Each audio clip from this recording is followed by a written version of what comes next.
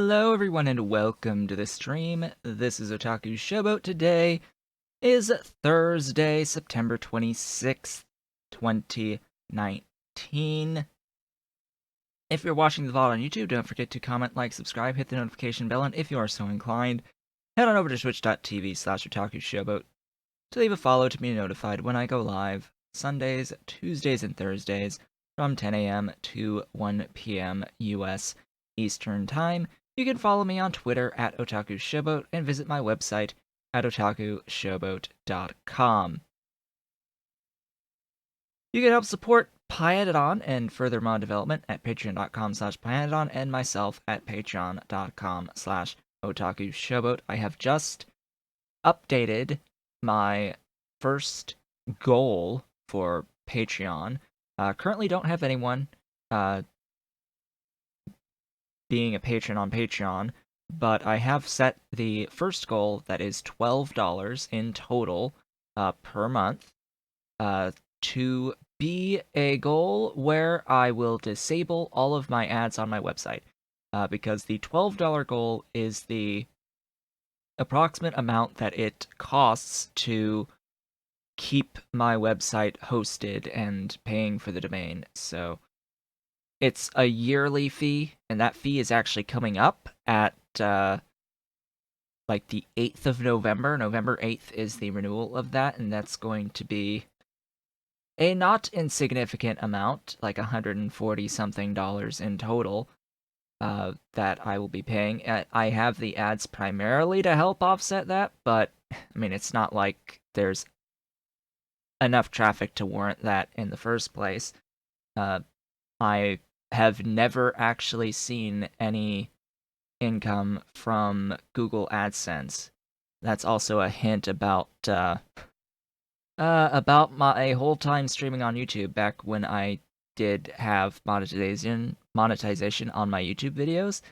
Yeah, let's just say I've never gotten a payout. I can't actually discuss the actual amounts of income that I get through ad revenue through Google AdSense, but I will say that YouTube monetization goes through Google AdSense, is paid out through Google AdSense, and I have never gotten a payout. I'm not even close to getting a payout, not even close. But I will say that lately there have been a lot more people going to my website. I have seen a lot more traffic lately on the website, and it has shown for the ads, but it's still insignificant. So the goal in place now at the $12 total among everyone for Patreon, that will be the point in which I say, okay, let's completely disable ads, because that is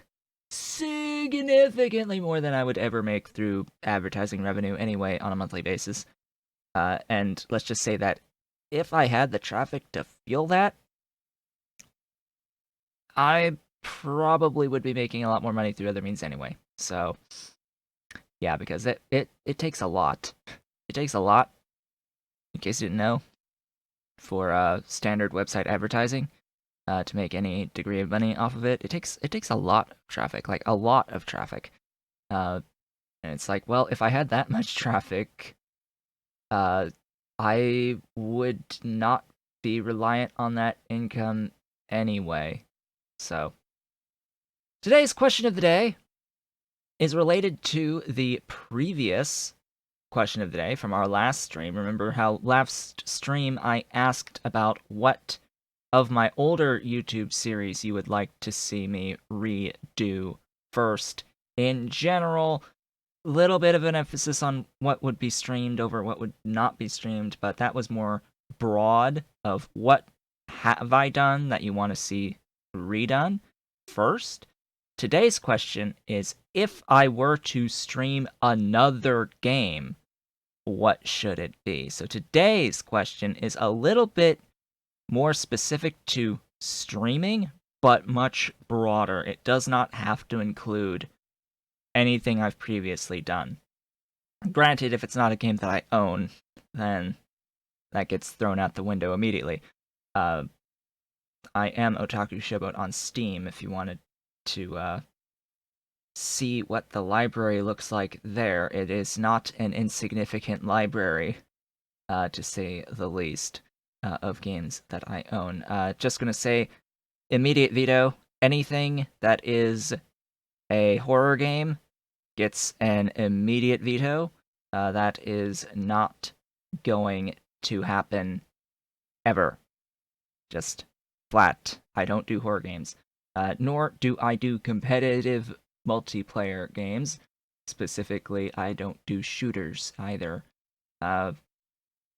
Occasional exception to the shooters, but in general, nothing that is a multiplayer-focused shooter. Period. Flat. Don't do it. I don't do it. I do role-playing. I do strategy. And that is about it. I do action-adventure. I would play Doom, I guess, first-person adventure shooter. But outside of that, nah. No to shooters in general. So, that is the question of the day. I will be interested in seeing what those responses might be. I will say that I am considering next Thursday and every Thursday thereafter to be a not Factorio stream day. I have not exactly decided what will be streamed on that day, so be sure to let me know. I might actually make a separate video completely from this series so that it gets, like, views as an announcement video / asking the question that I asked last time is, what of my older content would you like to see? Right now, there's only been the one suggestion from the last stream, which was that they would be okay with Morrowind on stream, and I am actually interested. I am interested with Morrowind. It would require a little bit of setup and a little bit of tweaking and all of that, just because it is an older game. But yeah, that's something I'd be interested. Let me know what you would like to see. I sort of would need to know, probably going into next week. So the weekend is open for folks to voice their opinions on the matter as to what should be streamed. This, of course, would mean that I would have only 2 days of doing the Pyanodon stream, but I have decided that the streams going forward are going to be more focused on setting up things that are actually new and not focused on doing scaling of things that currently exist. And we will see this when I load up the save today. So the notes before the stream, getting on to the next topic, there's no more sub point bar down there because I don't like how Streamlabs implements the sub goal bar. What I want is an active current count that updates dynamically. That's what I want, right? The sub goal is like, I want it to be my current count out of 15, and that's not how it's implemented for Streamlabs. That's not how any goal is implemented. It doesn't look at your current count. You have to, like, say start from 0 or start from 1, and then it will only actually update your goal bars while you're live streaming. So if you have any event happen at the end of the stream, also, if you don't, like, go to a scene that has that bar active at the time, it doesn't seem to update, even when you're streaming, unless you go to, unless you actually physically go to that scene and enable it, have it on, basically. So, essentially what happened is that I got a sub from Verzer the last stream, and it was not reflected as a sub point on that sub goal bar. because I had the goal first 15 because that's the first emote slot, extra emote slot unlock as an affiliate is at 15 sub points. So I've gotten rid of it. I'm going to see what I can do about getting an active current point display and seeing how I can finagle that to be more what I'm interested in it being actual current point out of the goal, and then I can just update whatever the number is on the goal as time goes on. I'm also streaming at 4,000 kilobits per second today, so definitely make sure to let me know about that. It does not currently appear as if I have full transcoding. It's just source that's available. Maybe that will change as time goes on. So let me know if you're having any issues with the stream quality right now with watching, because I am doing 4,000 kilobits per second. In this screen, I'm seeing that the stream health is very stable at that 4,000. There's no ups or downs, peaks or troughs at the moment, so it appears to be okay. I stream in 1080p.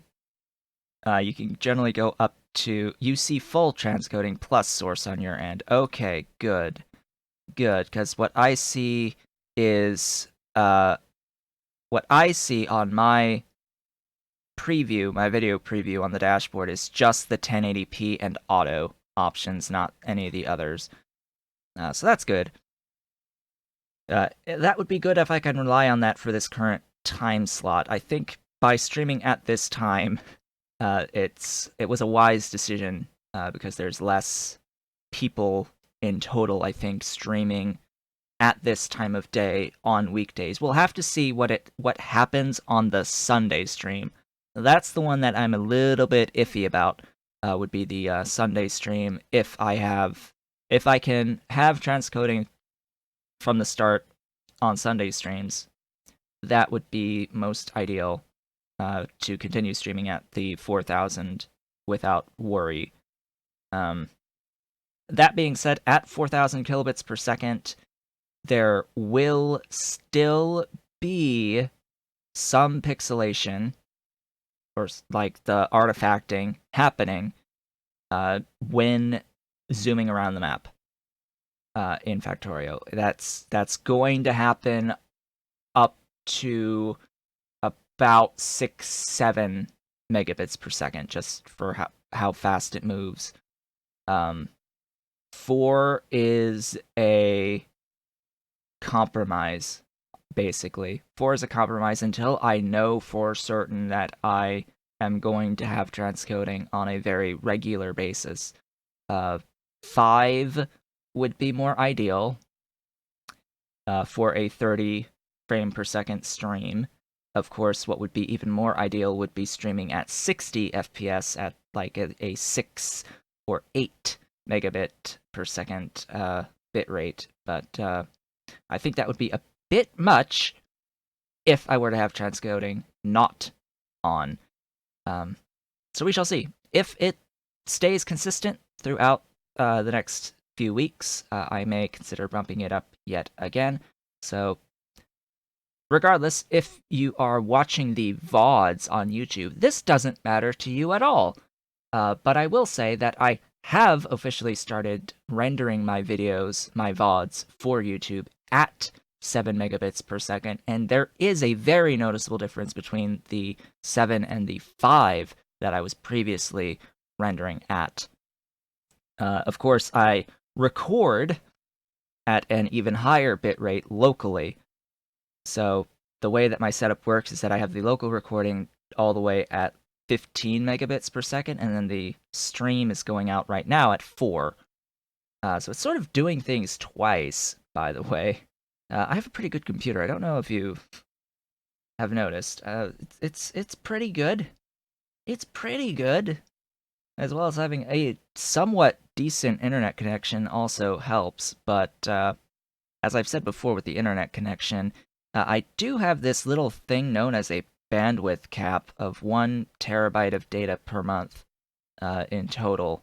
usage. That will only go away. That will only go away by upgrading the service to a gigabit Ethernet service through the same company. We have Cox Communications out here as the ISP. Currently, I am on the 300 megabit plan, their ultimate plan, but in this area, even the ultimate plan still has that bandwidth cap of 1 terabyte. They do not offer in our area the ability to get an additional terabyte, but because Verizon Fios is available in this state as well, Cox on the gig plan, their Gigablast internet is what they call it, does not have bandwidth caps, period. So it is an unlimited usage on the gig plan, which is of infinite value to me. It is like $40 extra a month, something like that. 20 to 40, I think, extra, but we shall see. How much does the gig plan cost? It's like $120 per month with a $10 rental fee for the modem, something along those lines. It's like 30-ish more than the ultimate plan here. Of course, I'm saying this, I'm not the one who's actually technically paying for the internet right now, but anyway, I want to be able to help out and pay the difference at the very least for that to happen. Yes, internet prices are high. Are very high. Very high. And this is an urban area. Like Norfolk, Virginia is a very, very urban area in compared to most. You know, it's the largest naval base shipyard in the world. Right? It's something like that. They always say that around here. That it's the world's largest naval base and shipyard in this area. And it's actually not just Norfolk. It's Norfolk, Virginia Beach, Newport News, Hampton. Sort of like the whole region. The whole dang thing is just one huge naval base in this area. But it's centered around the Norfolk area. Big military place around here. But yeah, we do have gigabit Ethernet, but it does cost a fair bit. It's not too much more than what we're paying now, but I want to... Let's just say that I want to have an income on a monthly basis from what I'm doing here to help pay for it. That is one of my additional goals outside of, you know, this one sitting right down in the corner. I would very much like to have a consistent income. First comes the 12 to pay for the website on a monthly basis, and then another at like 42. Let's say at 42 per month is when I would say, okay, let's look into having the internet actually upgraded. Either way, I think I'd be able to help to pay for the upgrade after November. After November is when I can start helping to pay for that, because I have a bill that will no longer be required. So let's actually get into it, shall we? Let's actually start playing the game. After all that, there's nothing really that happened in terms of updates to the Pi Suite between the last stream and this stream. Some fix to Pi Raw Ores and Pi Fusion by King Arthur, but that was about it. I did do some stuff off screen. I recorded as well the LED tutorial. So the LED tutorial. I was a little bit hasty in my text plates on that. During the video, I will note a couple spots that I left one thing out, and I mixed up a pulp one and a solution one on one of the steps in the text plate thing, but I fix it live, basically. I see it and I fix it live. It's just that I know that as soon as I put that video up, as soon as someone sees that there's an error, they're going to leave a comment and not actually watch the rest of the video and see me actually fix it. I already see that happening, because I know that's going to happen. I know that's going to happen.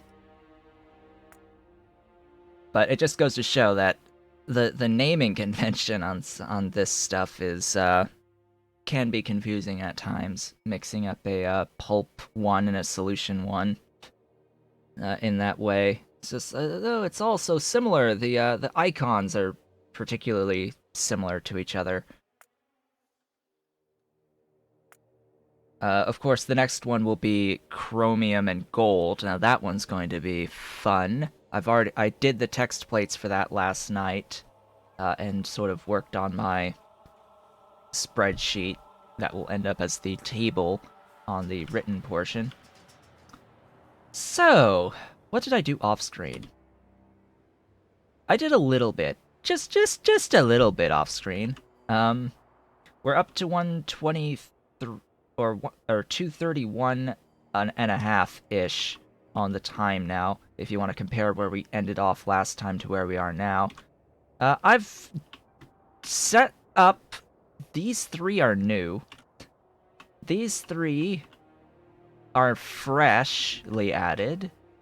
I have also been in the process of converting a lot of my current mushroom farms into these setups that are doing coal locally and then belting into my DDC arrays.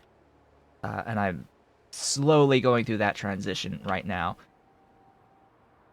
I'm going to have to redo Guar at some point as well. I'm sort of going to have to redo this at some point because, yeah, it's not such a good idea to import sand via robot. I sort of designed this array to have my robots bring sand in. As it turns out, sand and clay, for that matter, both sand and clay, they're like, but for all of this, it's like 240-ish units per second in total each of sand and clay that the robots want to move. So yeah, that's a little bit of an issue that I will focus on fixing off screen.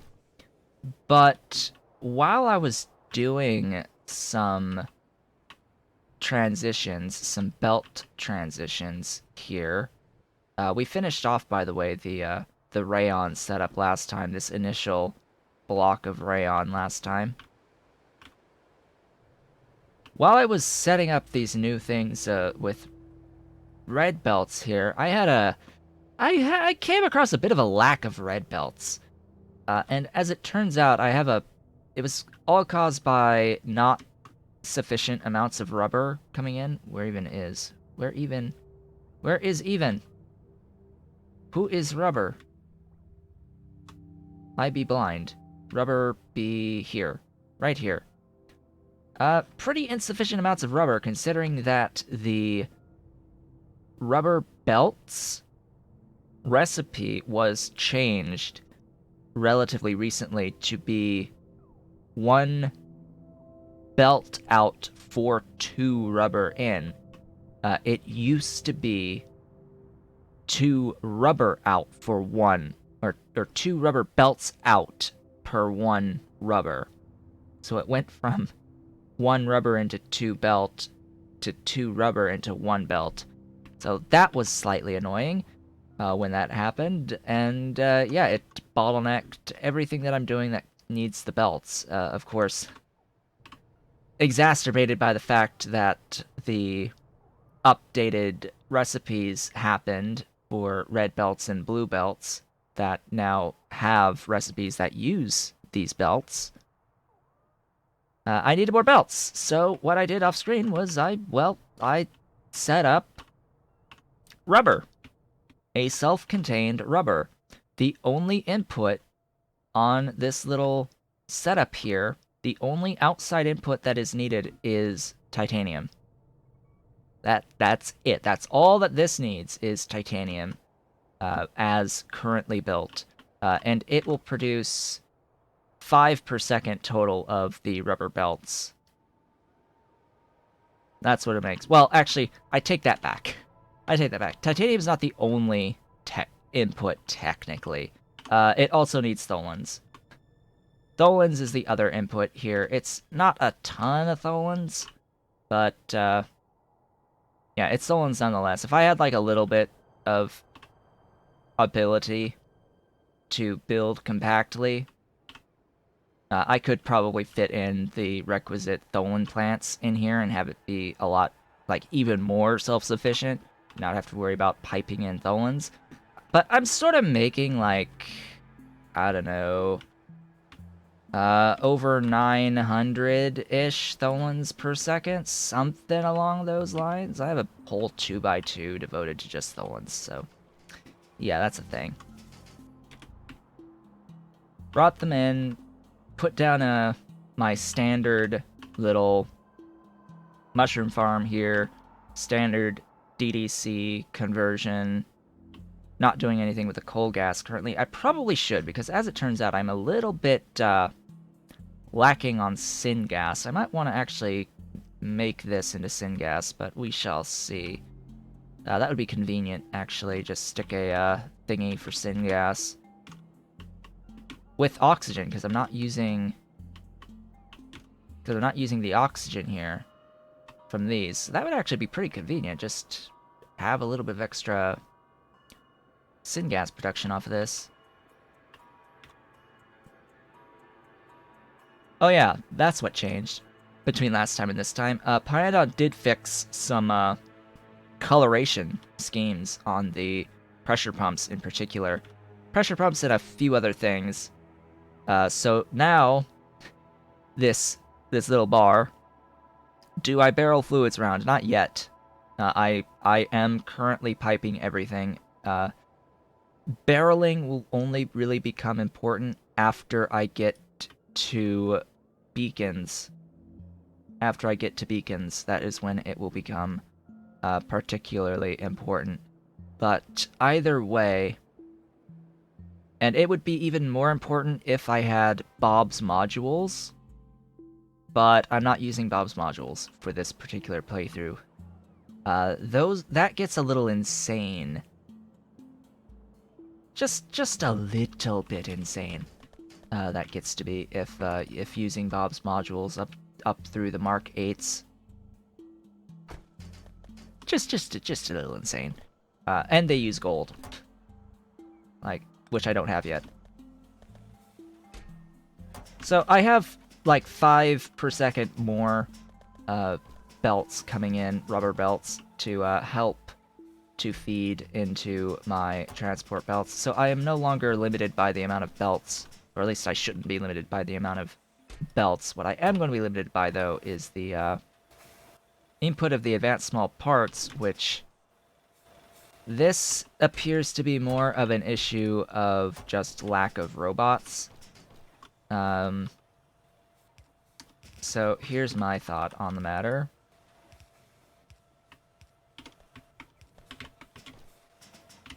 Like, this is my thoughts on the matter.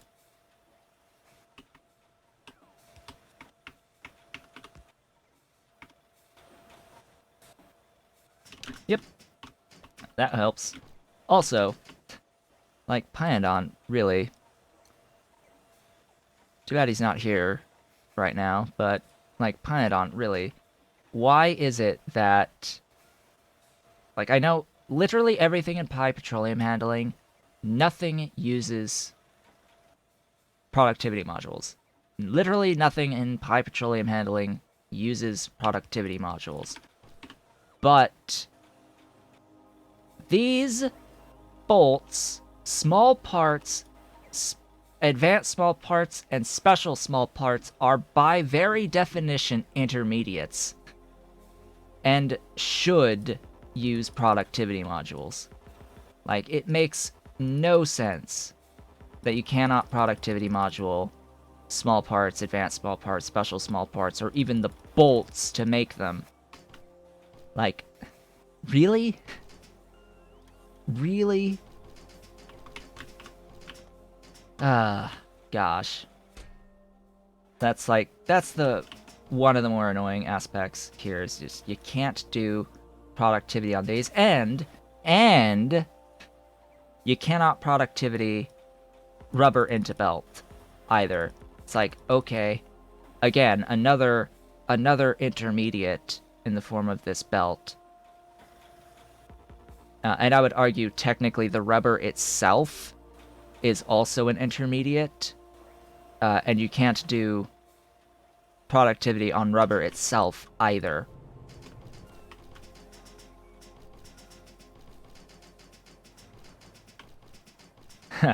Yes, wherefore art thou when you need to hear the gripes, the complaints, and all that good stuff. I also manually fed some circuit 2s down in my thingies here for modules, because I'm sort of short by... So I'm short on speed module 1s by 116. I'm short on the productivity modules by 142. And I'm short on efficiency modules, the green ones here, oh, just by a casual 1,500. You know, just casually lacking 1,500. Yes, productivity modules are only supposed to be used on intermediate products. That is, in vanilla, what they are supposed to be used for. Intermediate products. Anything classified as an intermediate product on this tab of your crafting screen in vanilla. Items that are in here are supposed to, generally speaking, are supposed to use productivity modules, or are capable of having productivity modules. So your gear wheels, your sticks, your cables, I think even engine units. Let me see, I have engine units up here. I think even the engine units. Apparently not this recipe for the engine units.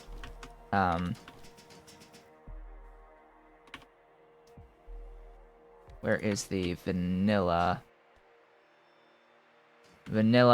engine units? See, vanilla engine units use productivity modules because they're an intermediate product in this category. All science packs count as intermediate products as well, so you can use them on those. So, by the way, Pyanodon, here's another recipe that needs productivity modules. Cough, cough, wink, wink, nudge, nudge. Your rubber belt-based engine units need to be able to take productivity modules because engine units take productivity. Mods have to define on an individual recipe basis whether or not they can accept productivity modules.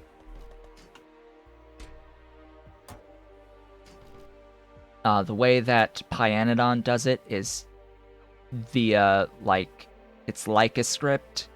Does it in a function, just iterates through all of the recipes and in a list that the mod adds, and adds the ability to use productivity modules to those recipes that are in this list, and then he just comments out which ones to not add productivity to. So, just saying that, you know, this engine recipe, the bolts, the small parts, the special small parts, the advanced small parts, all need to take productivity modules.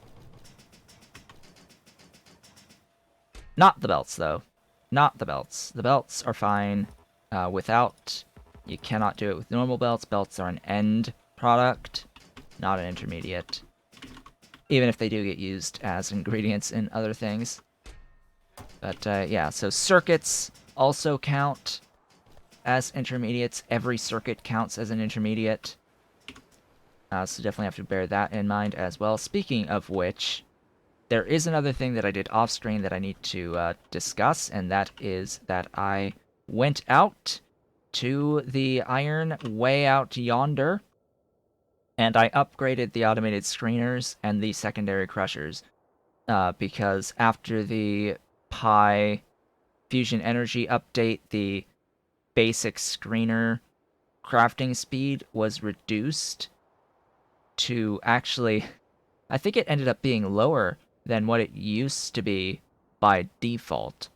Because remember, for a little bit of time, the crafting speed was pushed up, and then I guess Pyanodon decided only after that, fairly recently, or like technically it was King Arthur, I guess, who implemented a lot of it, to do the Mark 1 through 4 of the fusion energy buildings. So basically what I'm saying is that I didn't have enough Mark 1 screeners here to actually process the like 18 per second of the processed iron. So I had to come out here to fix this, to keep things moving. And also, it's the same deal with the secondary crushers. They changed as well, so decided to just put the Mark 2s down there. Have not gone up to high grade out here. Don't think I'm going to either. Ultimately, this is all just going to die anyway at some point, and I'm going to give up on it and move on. However, what I did also do was I took off all of the empty phosphate mines out here. I rearranged all of the 3 empty phosphate mines and put them on the remaining 3 phosphate rocks from this area. So redid this, so now I have actual phosphate rocks coming in. Which means I now have some phosphate rocks,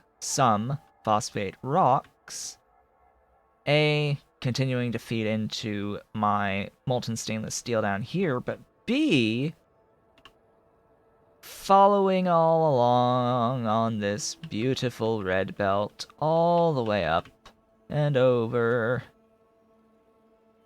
I don't think they've actually gone the whole length of the line yet, but we shall see. All the way up the belt and here. So I officially have phosphate rocks on my network now. What does that mean? That means that my actual high-grade processing of iron can officially start casting some stainless steel. Yeah, I have it casting stainless steel. So there we go. We are casting the stainless steel. It is making stainless steel on my network, which was much desired.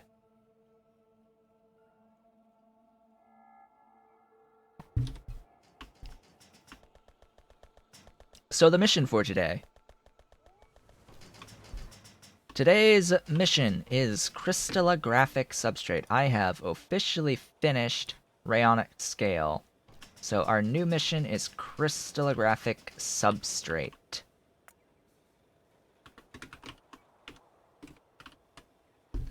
Crystallographic Substrate.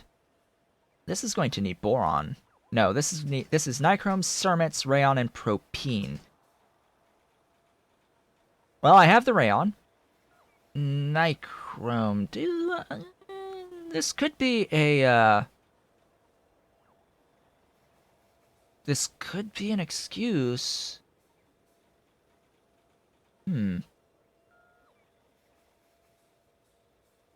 Gosh, it's really tempting. So, when I did my little text plates on the chromium chain, Immortal Sniper pointed out to me that there is a recipe for chromium. that exists, which is rich dust into chromite sand. There is a rich dust into chromite sand, and then there is also, you know, iron rods into rich dust. So you can basically spend iron to make chromium. And doing the math on that, it's without modules taken into account. Without modules taken into account, it's like one iron plate. Oh, hey, the bot actually did its thing. One iron plate into 3.5 chromium. Something like that. One iron plate into 3.5 chromium plates without modules. So that's a thing.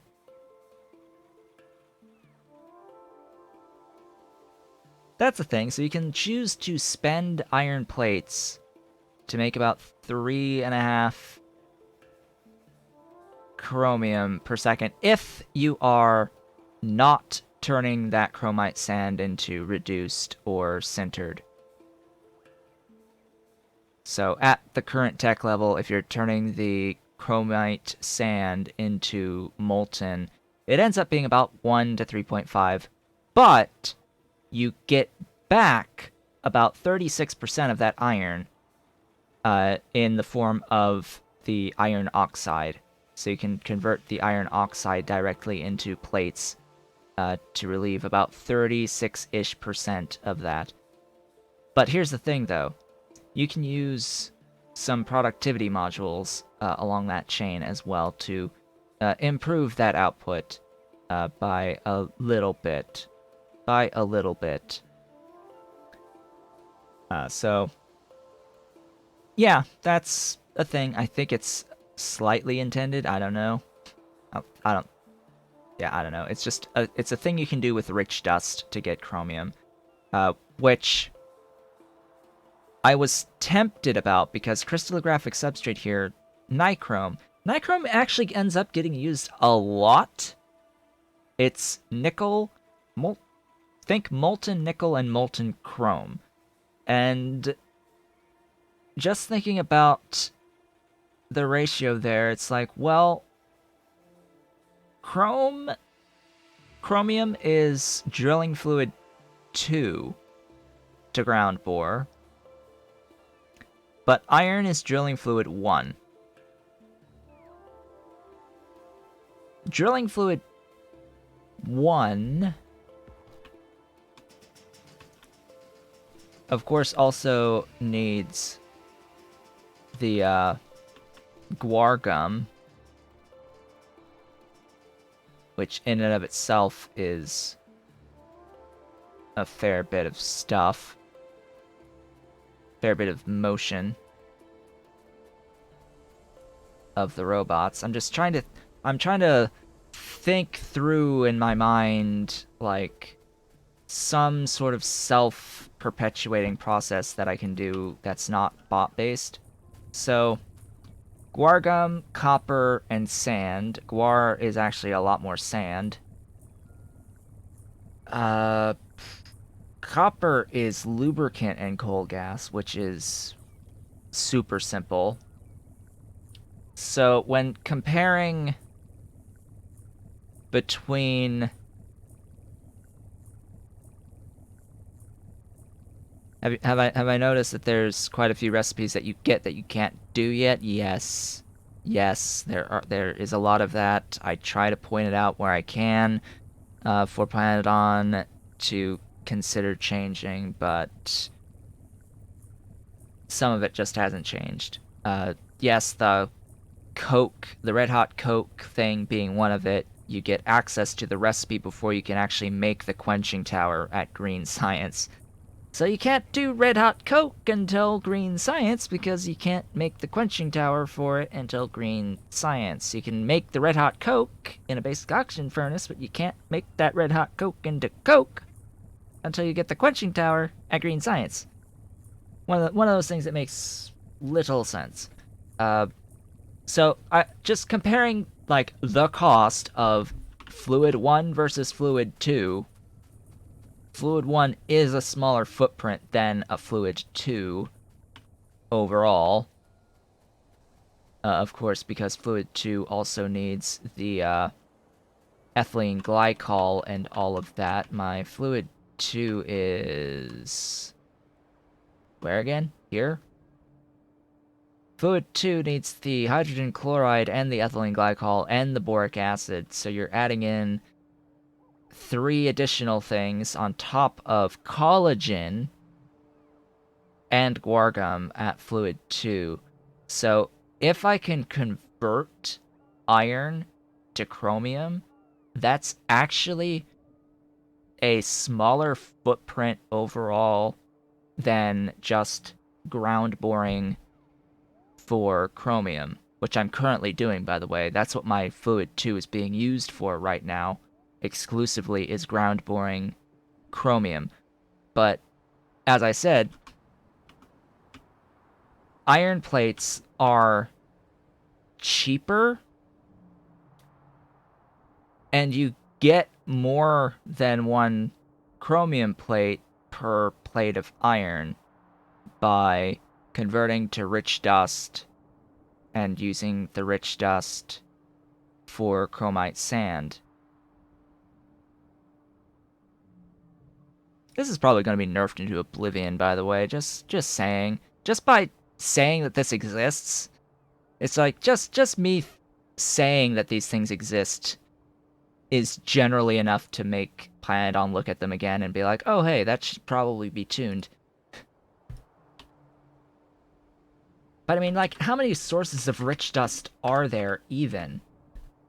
Outside of just making it out of sand extraction out of iron. It's like, well, tailings dust into coal dust and rich. Okay, well, rich dust is only used to go into chromite sand. So it's like, well, okay. You can also turn sand into rich dust. Ooh. Hello.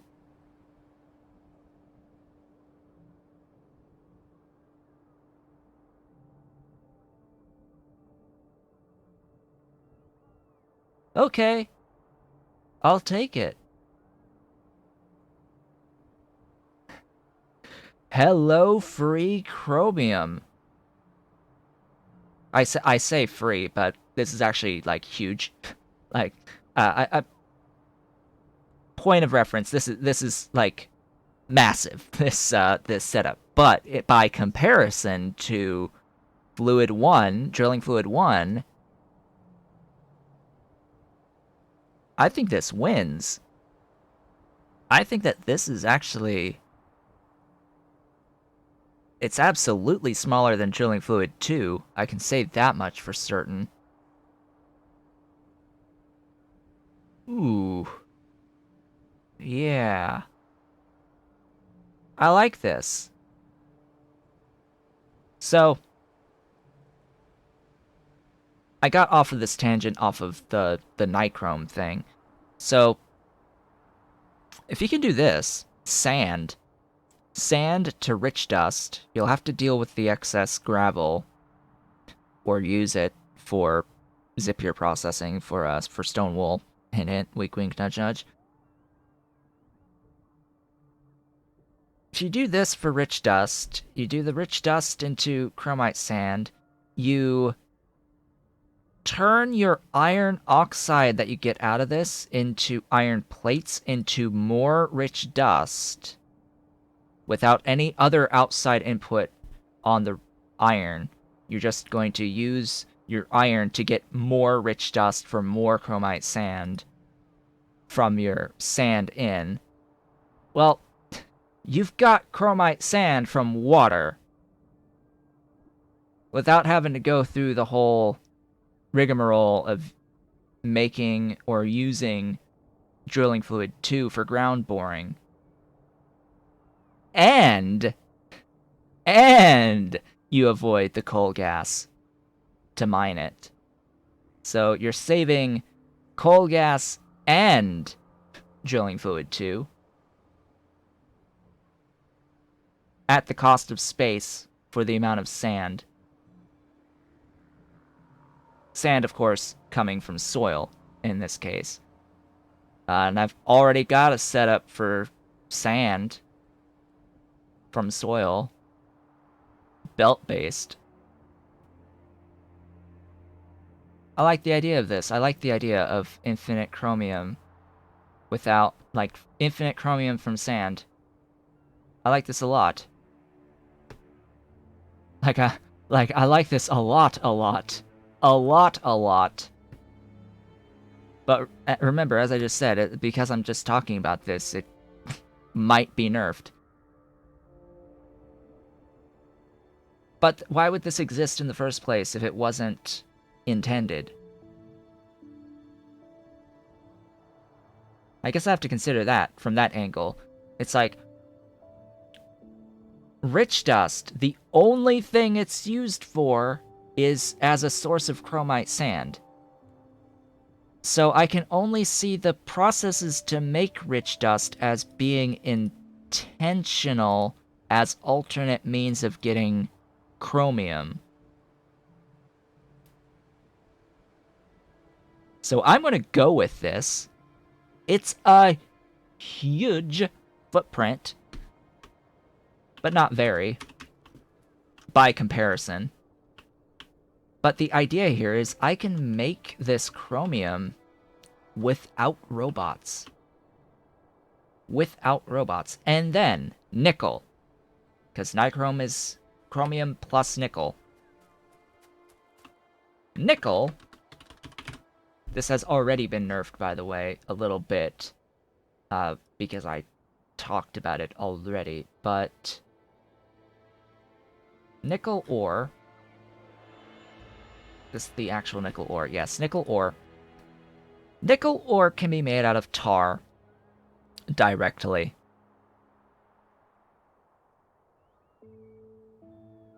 Need I say more? Like, need I say any more than nickel can be made out of tar directly?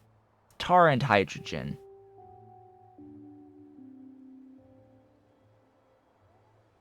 I think you understand where I'm going with this. If you do your sand into chromite sand into molten chromium, and you process your nickel ore into molten nickel, well, then you have an infinite supply. If you process your tar, which you can get from mushrooms, you've got infinite nichrome. I've just fingered out the self-perpetuating infinite nichrome without having to use drilling fluid whatsoever. So that's a thing. No drilling fluid nichrome. That sounds like wonderful to me. That sounds fantastic. Right, you should be getting a little bit more iron at some point. I sort of need the iron here for this zinc. Sort of need the iron for the zinc. I'm not actually sending enough in for zinc. I sort of need zinc to keep my circuit 2s going. Speaking of which, my nickel line needs to be relocated, shall we say, to another, like, up or down.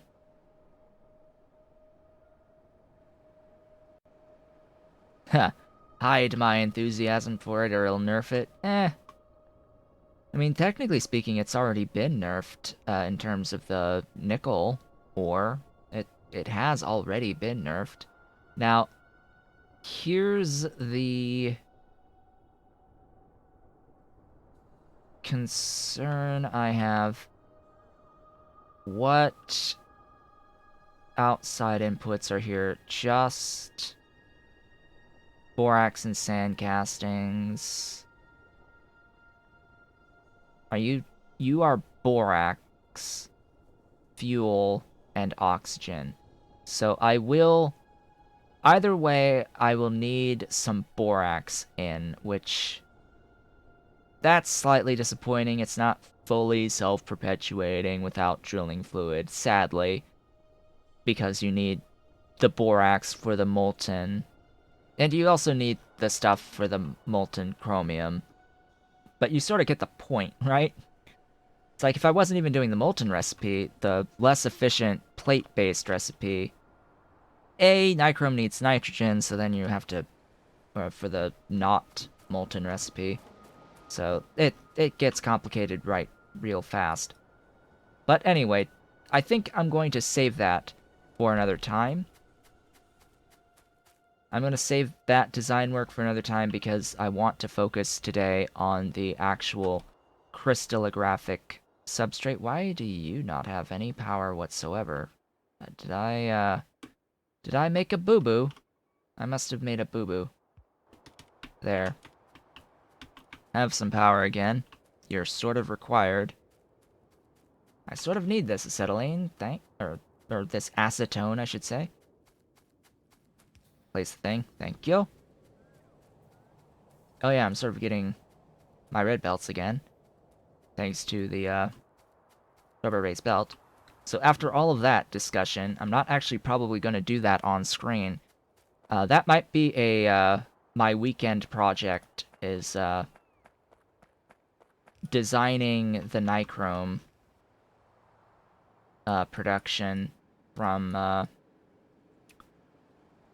sand-based chromium and tar-based nickel, because because it's not new, right?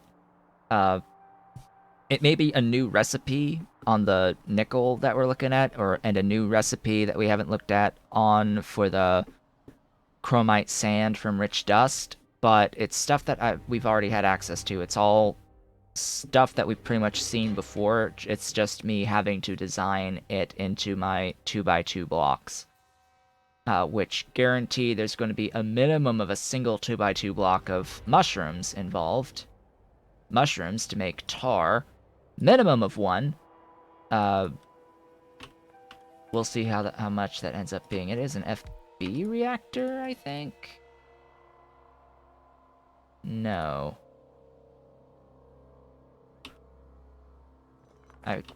Or is it no, it's an ionic. It's a stupid...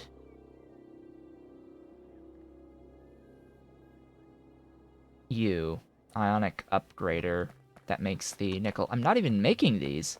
What? Hold up. I'm not even making ionic upgraders. Huh? That is not a good thing. That is not good. I need to make some ionic upgraders right quick. Right quick.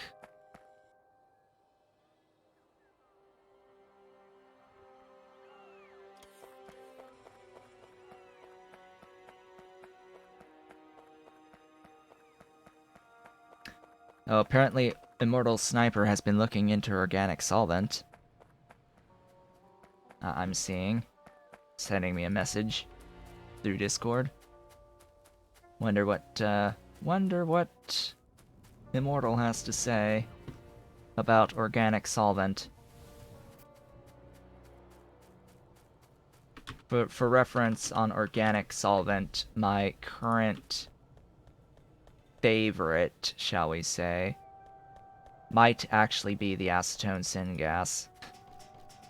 It might actually be the acetone syngas, because this is a crap ton of bone meal for these.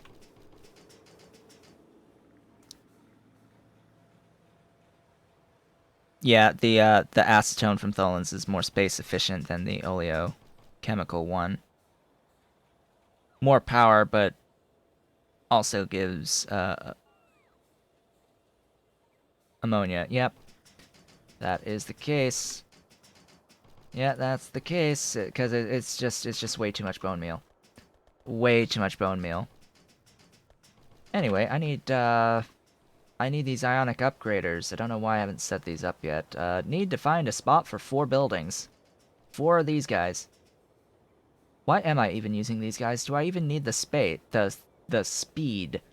I don't actually need the speed. Why the heck am I even using these in the first place? I don't know. I don't know. I don't need the speed. I need the speed on, like, these things. You know, the actual intermediates that get used a ton. But in terms of the actual, like, end buildings, I probably don't need them to be these automated factories. Just a tip for other people following along. Maybe do the end buildings as standard assembling machines. Rather than these huge things. Now, if only I could find where I am making my blue assembling machines. Because I know I have these. Oh god, they're bringing me 50 of them. Okay. Oh, and I don't even have the next one unlocked, because the next one unlocks at purple science. Yes, yes, purple science. Wow, you don't... Oh, special small parts. Do those need circuit 3s? I don't think so. Do these really not use circuit 3s, period?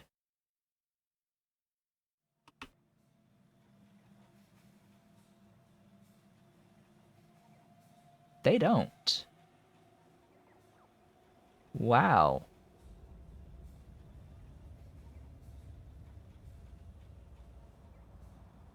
And then the module slots are 4 on assembling machine 3, yes?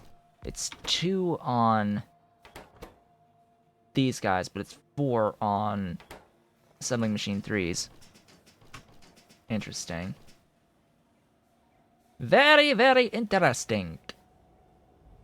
Of course, with Tiersif's mod that I currently have installed, these big automated factories will scale 1, 2, 4, 8. I think that's how the scaling is.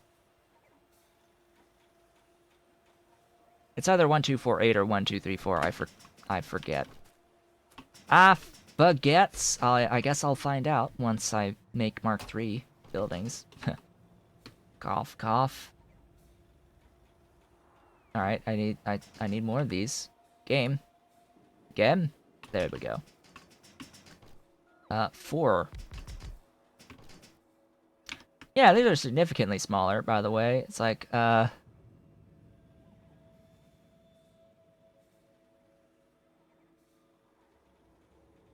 you can fit... These are bigger than 4. It's like 6 that you can fit in the amount of space.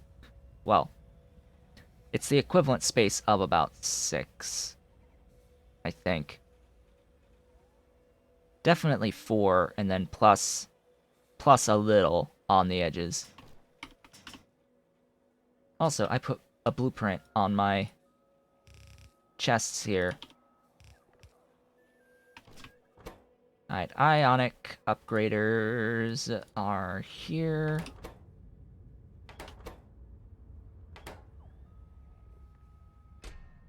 Make sure you're not requesting too many circuits, or these guys, and be sure to limit how many you make. So 4 buildings for 1, 2, 3, and 4. 1, 2, 3, and 4. And up we go. Off we go! Wait, what do I... these are done in FB reactors. Yes, FB reactors on Crystallographic Substrate. Now, I have Cermet on my network. This is the other thing to note. Cermet requires nickel ore and molybdenum ore for the raw Cermet. Or the crude Cermet, I should say. And ash and lube, but we'll get to that. So yeah, molybdenum and nickel. Now, as I've said, nickel can be made right out of tar, so that's really simple. The molybdenum, though, Yeah, that's gonna need drilling fluid 3 and gasoline. There's no real way around this, sadly. And I don't currently have, like, molybdenum ore on my network. So, could mine it. Not going to. I have Cermet right here. Full box of Cermet available. Now, the big question is, where will I do this crystallographic substrate? Now, issue being, my rayon box is here. My Cermet box is here. Ideally, I will set my crystallographic substrate up somewhere in between. So, here? Right here? That makes sense? I think that makes sense. What are you? Ooh, hello.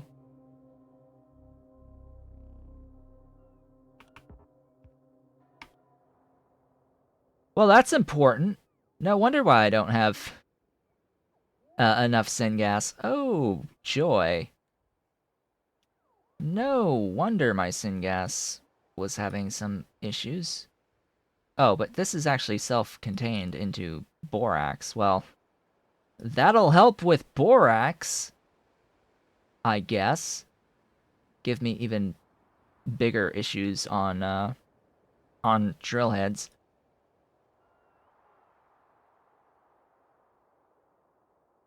Yeah, so the chromium from sand without even needing to spend iron. Yeah, that's a really good idea. Then you're not spending iron on the chromium at all. And you'll have enough chromium to make your drill heads. It's like, oh well, I can just do, if I do my ground boring of iron, I have a ton of iron. I can make as many drill heads as I want. Wink, wink, nudge, nudge. Won't ever need to worry about the chromium for my iron, for my drill heads, I should say. All right, where was I moving? Also, on the agenda is taking all these disparate pieces of copper processing and shoving them all together. They probably shouldn't all be separate pieces. Just going to point that out. Probably shouldn't be in separate pieces, and that would open up several 1x1s to do things with. Good to see the copper flowing. All the copper.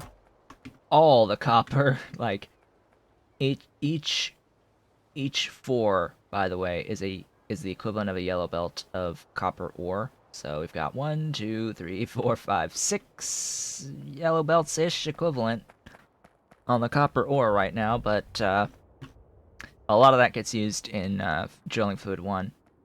Yet another thing that's causing the bots to be in major use. I've got 22,612 logistic bots currently, and I'm at 0 available. Yeah. Anyway, right up here. This will be... Where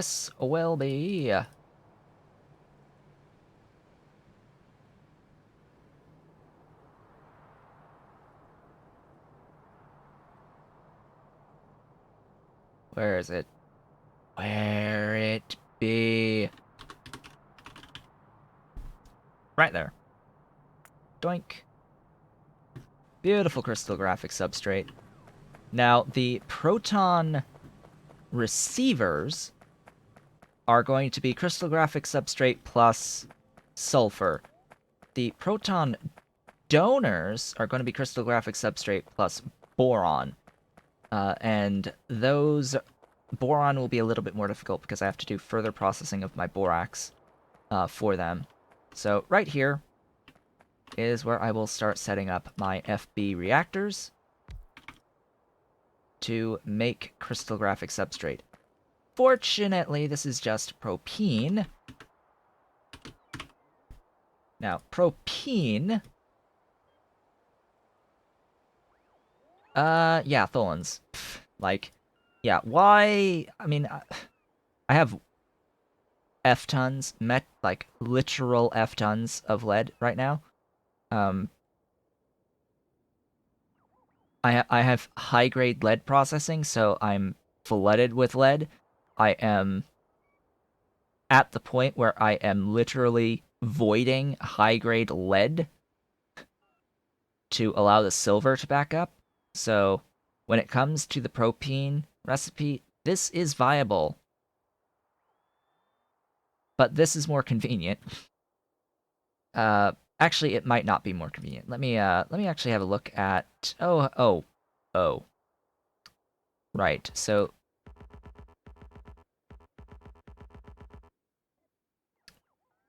Right. I was looking at the numbers required for the amount of, like, diamonds that I want.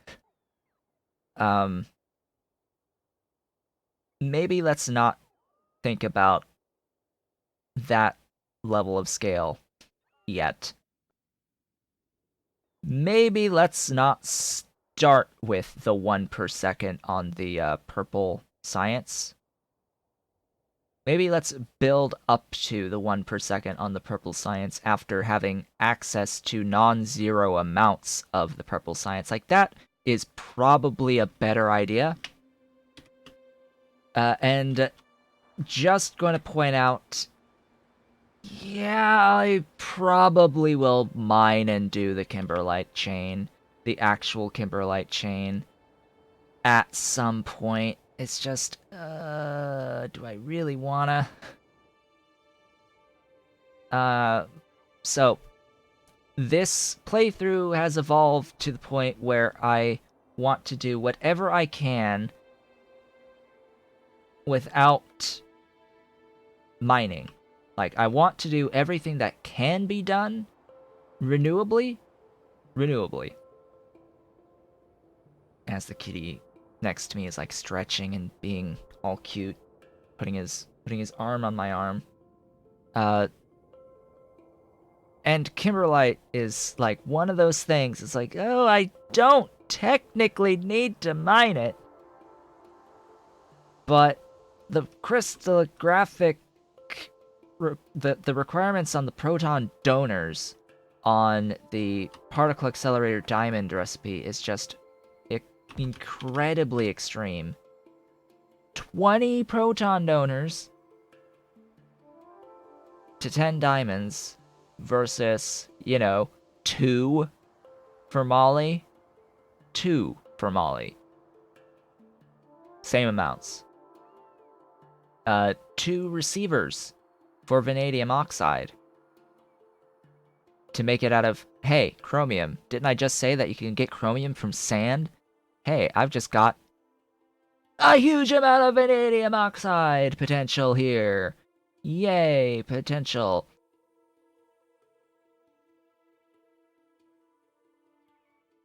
That's tempting. I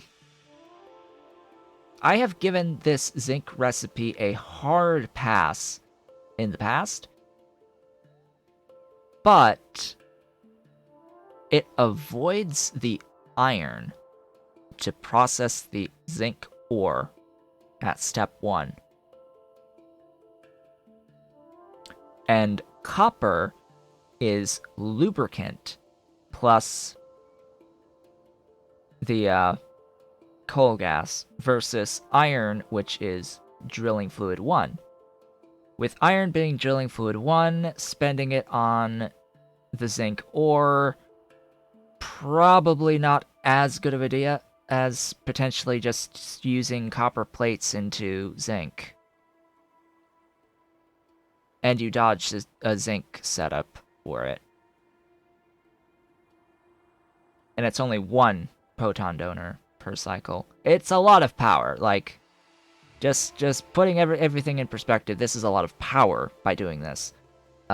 So you're spending a lot of space in terms of the power requirements to do particle accelerator recipes, but I'm just saying this recipe actually does have some merit for those not conventionally mining ores, like I am on this particular playthrough. I'm no longer trying to conventionally mine the ores.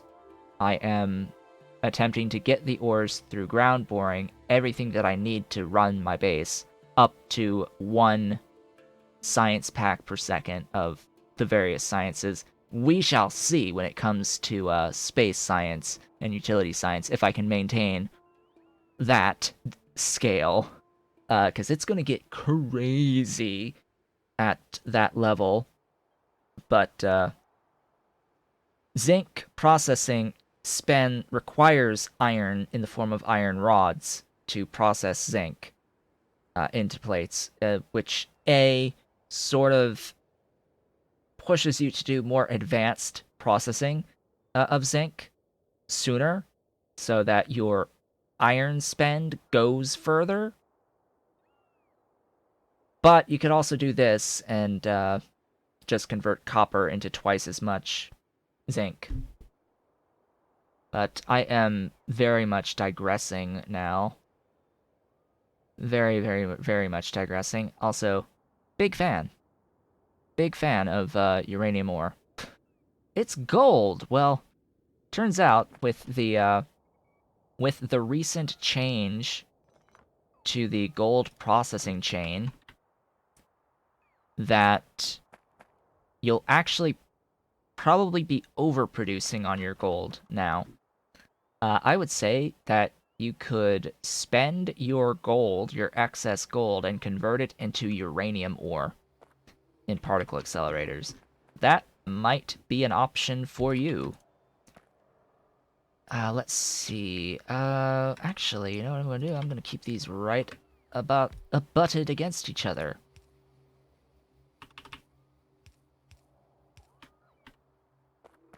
And it's gonna be big. It's gonna be a lot. Let's see, how many is that? 9. Ugh. Well, you know what? I guess I'll use both of these.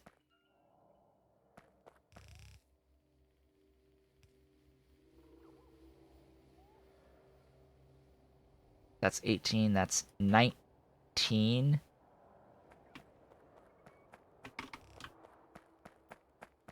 I've got the FB reactors.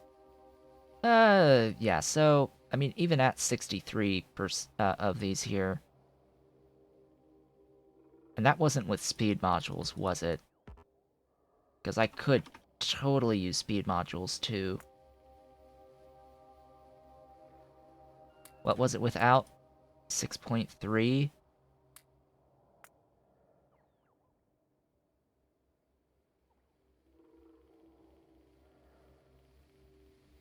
Down to 35 by using speed modules. Yeah, I think I'll do this. Now, one thing that I have to do, sadly, is I have to kill those ghosts and then recopy, because for some reason in Factorio, copy-pasting entities with the with modules, it just won't paste the modules for some reason. Say I've got this here.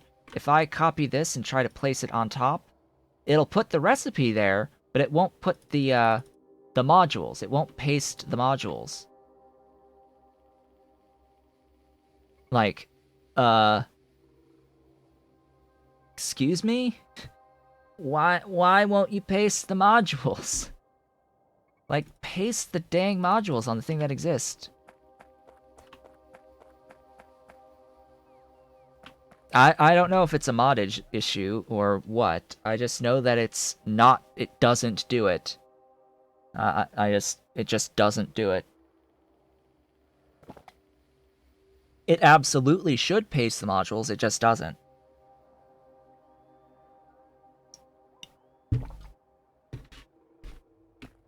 Anyway, so that's 19.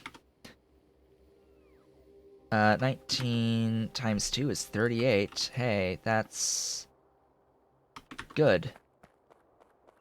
I'm going to do the chests. Now, am I okay with having my robots fly these in? I think so. It's not like I'm having them try to move hundreds of things at a time.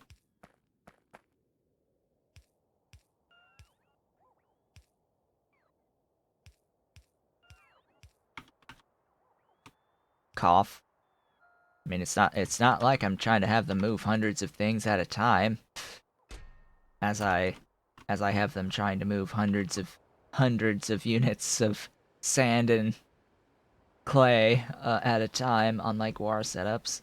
Also, probably should, you know, belt the guar down to here, and then belt this to here, because this is another massive throughput issue, pulling all of my robots when they really don't have to.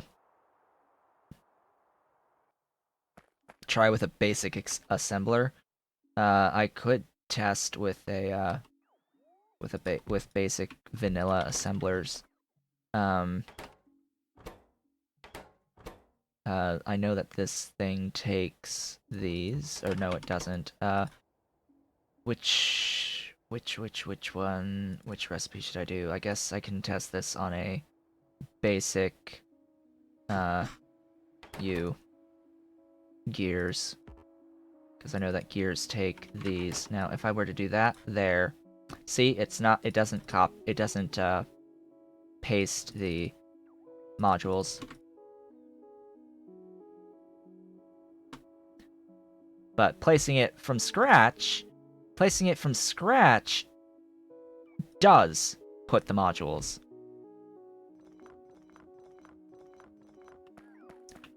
So if it's copied and pasted fresh, it will put the modules, but if it's copied and pasted over either an entity that already exists or a ghost that already exists, it will only paste the recipe and not the modules.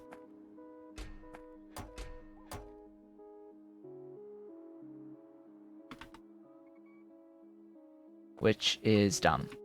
Don't know why it's doing that, but it's doing that.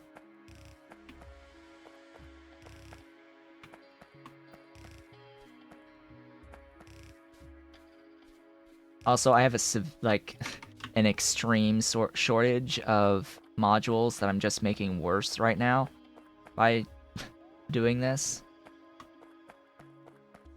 I'm already short 140 speed modules. There is a mod called copy paste modules. Yeah, I figured there is. I figured as much that there would be.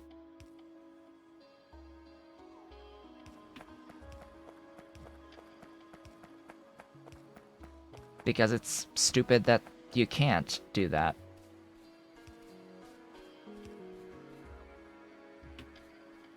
Alright, that's half.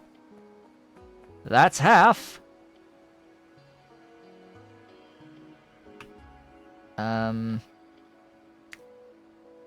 Okay. Do I...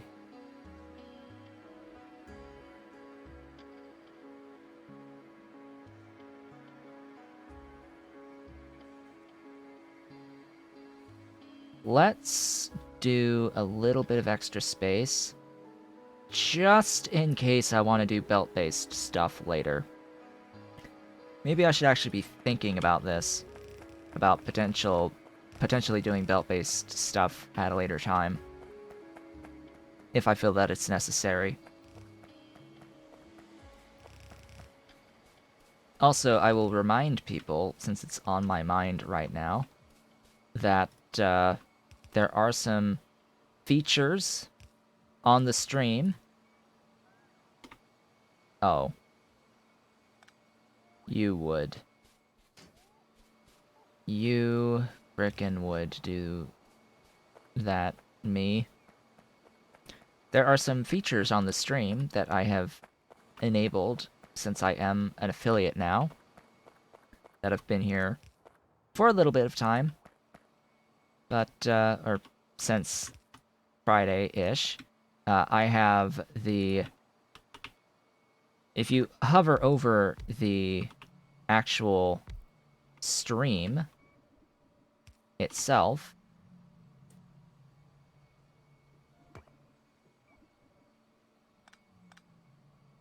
right, I need a, oh, I don't have any pumps. Oh, that's sad.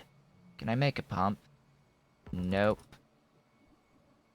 If you hover over the stream itself, you should see these this little area on the right-hand side of the video player for the stream. One thing of which will allow you to spend bits to make a noise happen on the stream. That's one thing I forgot to actually pull up to make sure that it works. But I have sound alerts. I have the sound alerts. They exist. You could use a small amount of bits to make a noise happen. You can preview what the noises are for free by using that component. And I also have the Stream Legends component available as both an overlay option as well as beneath the video player down in the panels on the channel. And that is a persistent clicker-based game, I guess you can call it. Like, almost like an idle game. It's an idle RPG type thing. And, yeah, you can, like, level the guild, and it keeps track of all of the folks playing it on this channel. And you can, like, spend your gold to give everyone access to better stuff. And all that. And all of that. Why are you not... Oh, you're not I wonder, are you gonna... This will only reset, by the way, once I get some of this in. And can do that. There we go. And then once I do this...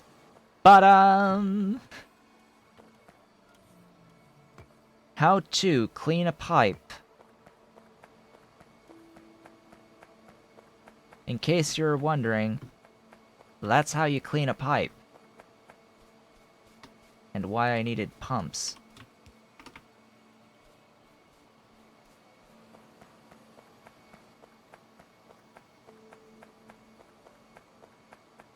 You can do that without vents, by the way, in vanilla. If you put a pump into a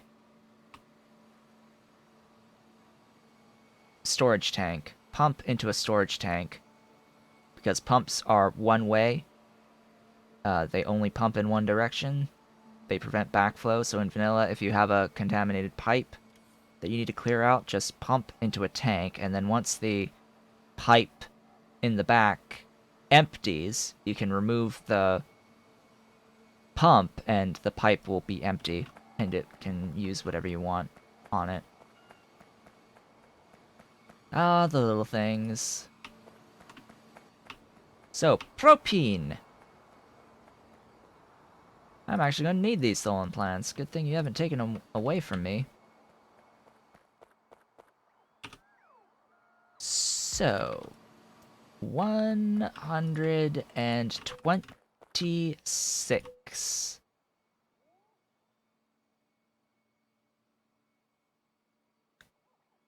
$19.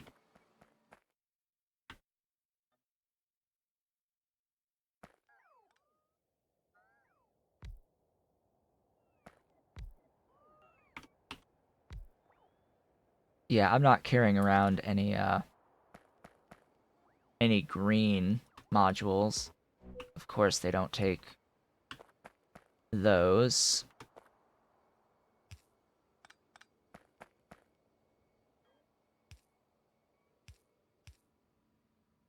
Let's get these 19 down.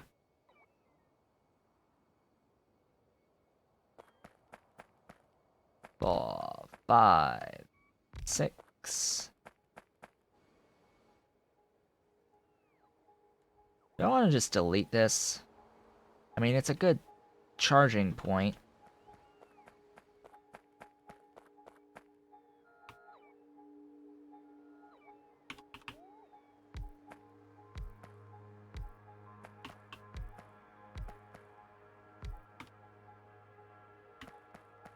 $12. Dinner time. Alright, see you. See you later. I have about an hour and a half left on this particular stream. Then it will be my lunchtime. That was 19, right? That's so sad. I guess I'm doing 20, or I'm doing speed.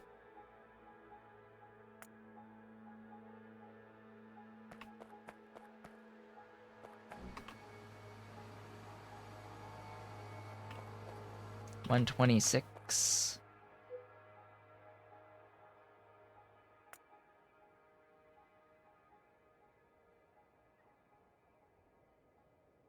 $126.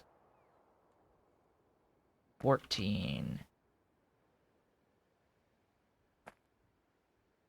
If I had all the speed modules, then that would be fine. What is the difference between 18 and 19? It's just 6 that I need extra.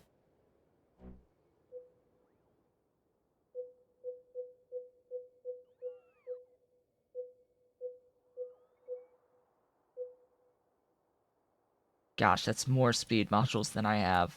Oh boy, than I have on me. That's sad.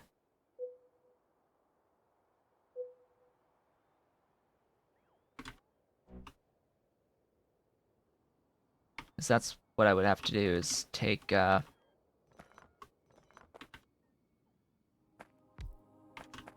the modules for 2 more.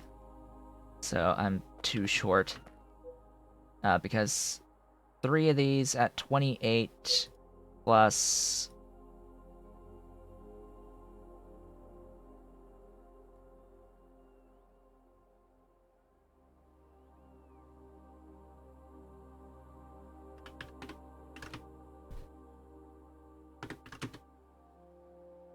Alright, I've done my math wrong. 18. It was 18, yeah? Yeah. So it's another set of 6.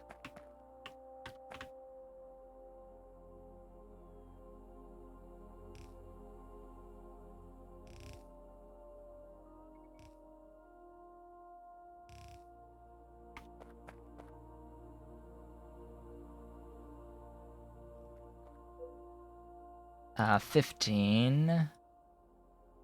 100 plus 28. 128 is what the total is here. 128. Once all the modules are done.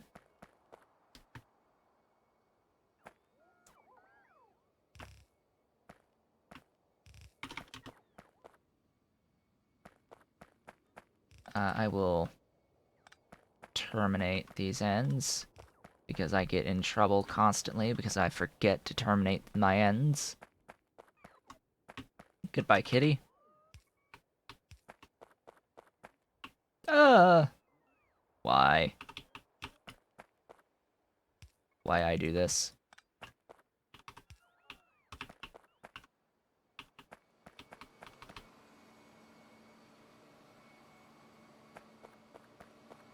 Alright, that'll go up to wherever I have the Tholins.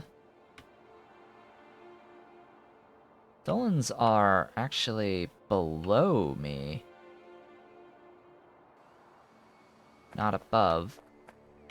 So I don't need that. Do not need that.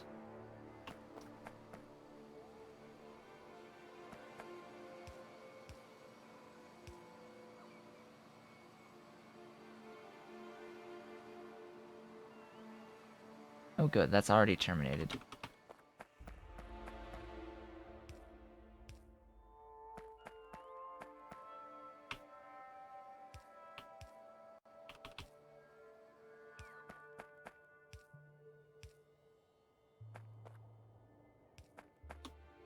Good. Going down. Pretty sure I already have a Tholen pipe down here. So I guess I'll hook up to it. It's not? Wait, what? Oh, it goes... Okay.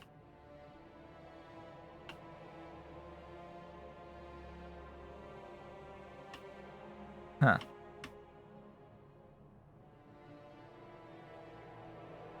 I have no idea how I route my stupid Tholens.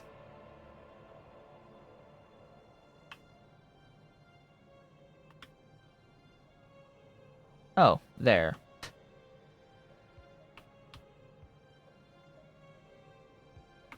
Right there. I be blind.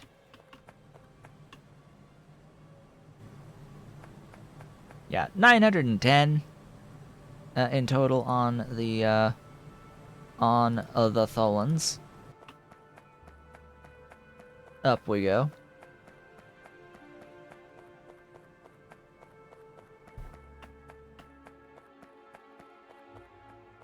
So all this should be full, which is a fantastic.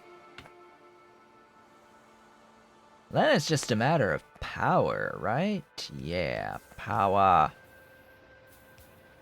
Power. All the things.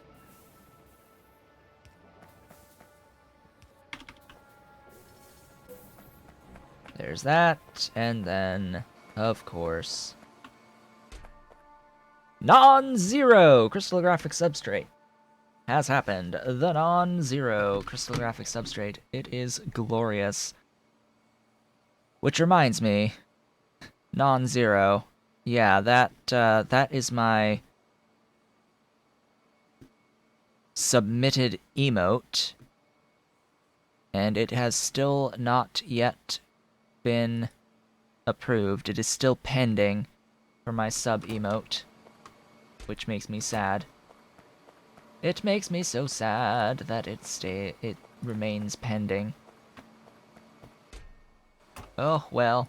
Also, wow, even at all these speed modules, it's still only requesting 5 at a time. Maybe it should request a little bit more than 5 at a time. Let's get like, yeah, more. Because I know I need to take into account the flight times of all my dudes, of all the doohickeys.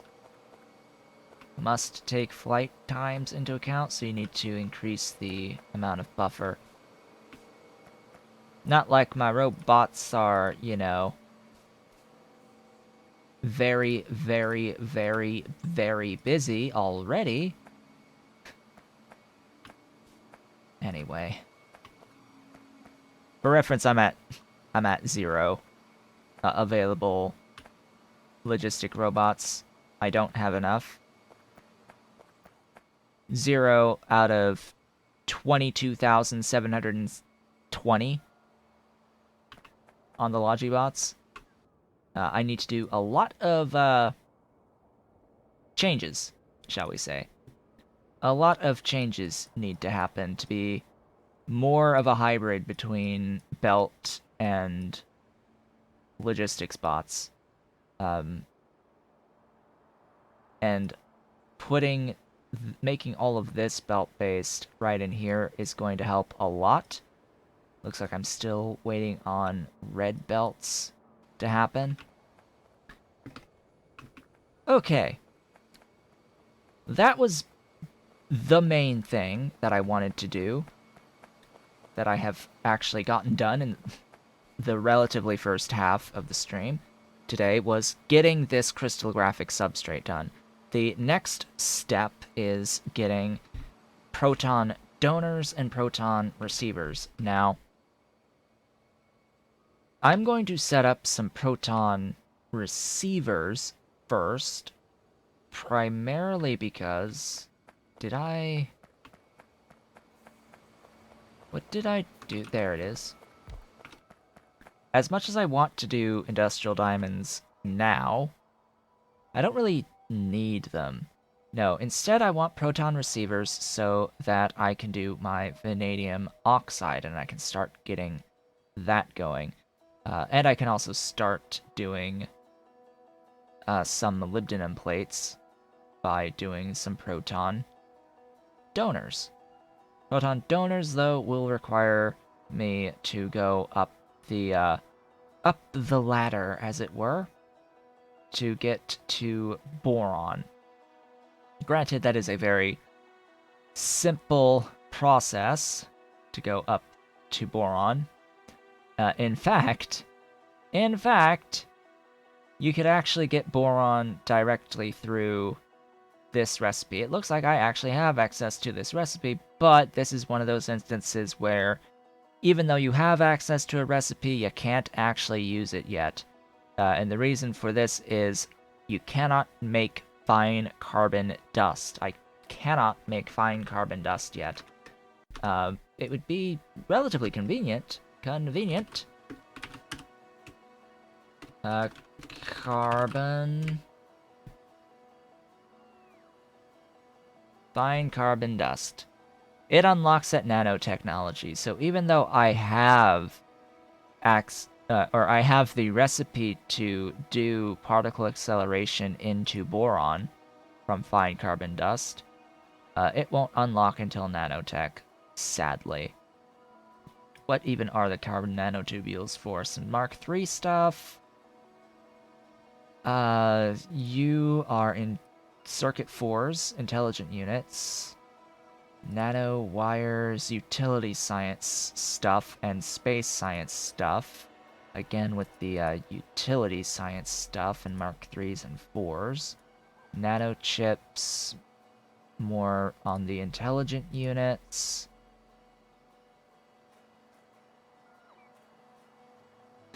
I'm actually looking at intelligent units, and I'm like, you know what? This actually doesn't seem all that bad until I actually look at what these things require, and then I'll be like, oh, yeah, that's gonna be a thing.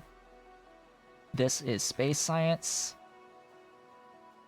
and then this is diamagnetic material, which is Mark III stuff. Oh, hey, it's our high-tech bots again. So a lot of stuff at nanotech gets available, but nanotech is a purple science, and I don't have access to purple science. That's what I'm doing this for. That's why I want to do the moly and the vanadium through particle acceleration, because this is what's going to help me get into purple science. However, it will directly help me now by giving me access to super steel.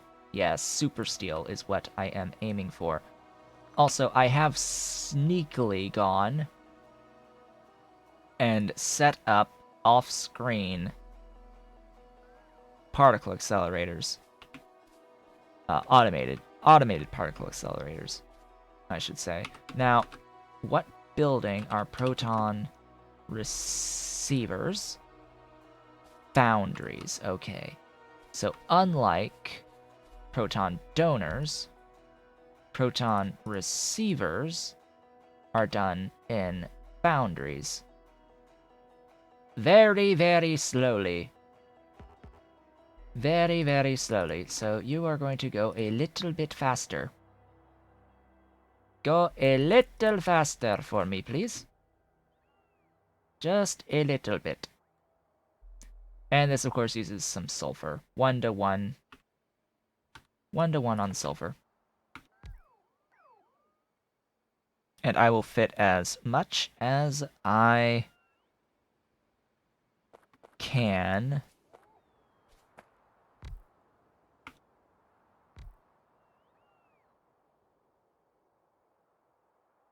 Maybe not 6.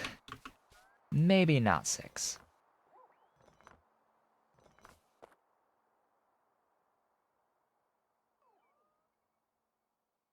That'll probably be okay. Because the actual crystallographic substrate is 6.3. I don't even have this rayon output, just for reference. I have, like, half of this.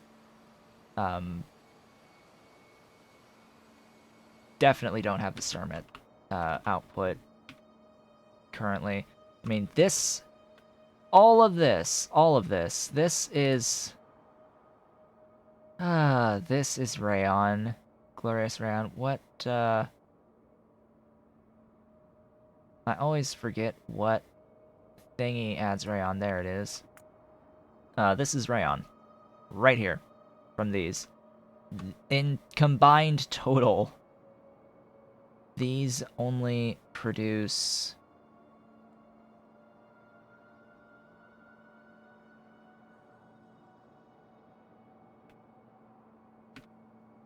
Why are you... lacking?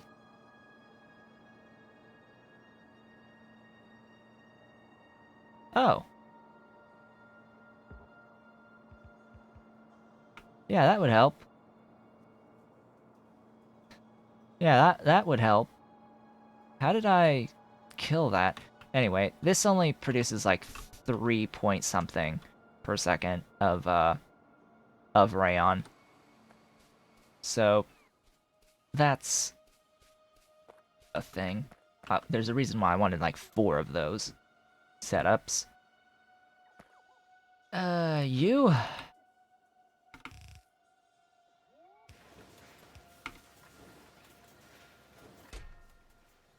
Definitely request additional amounts of stuff.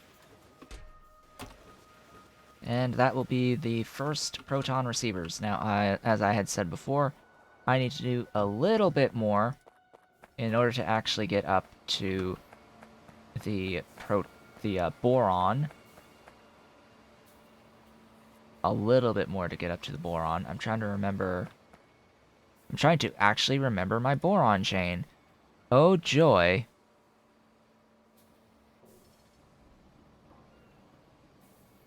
So, if I...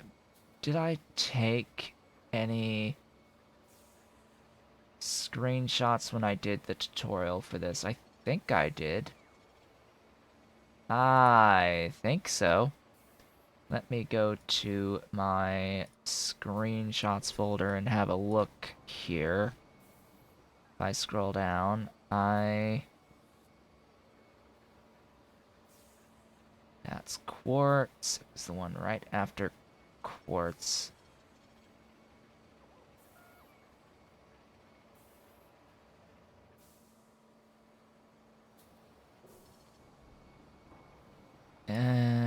No, that was titanium. Nope, doesn't quite look like I'm not seeing any screenshot that I took of borax. That's a shame. At least not in my screenshot folder.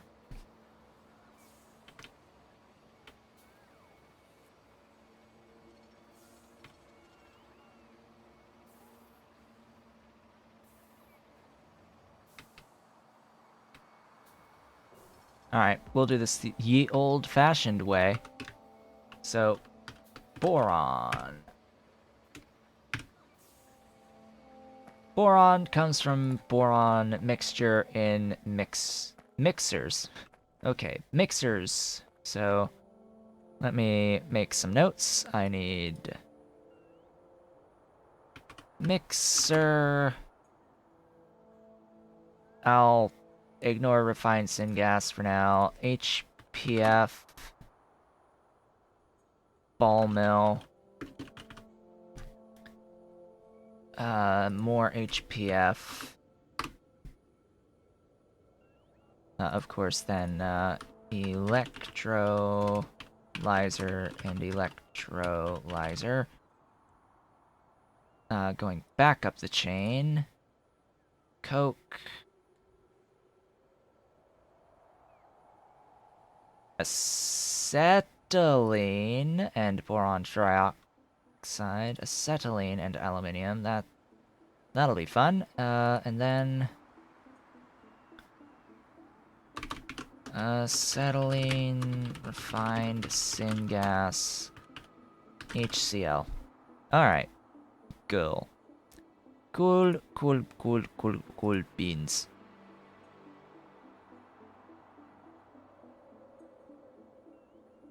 Cool beans. Bring me... You brought me these? Good. Bring me some mixers.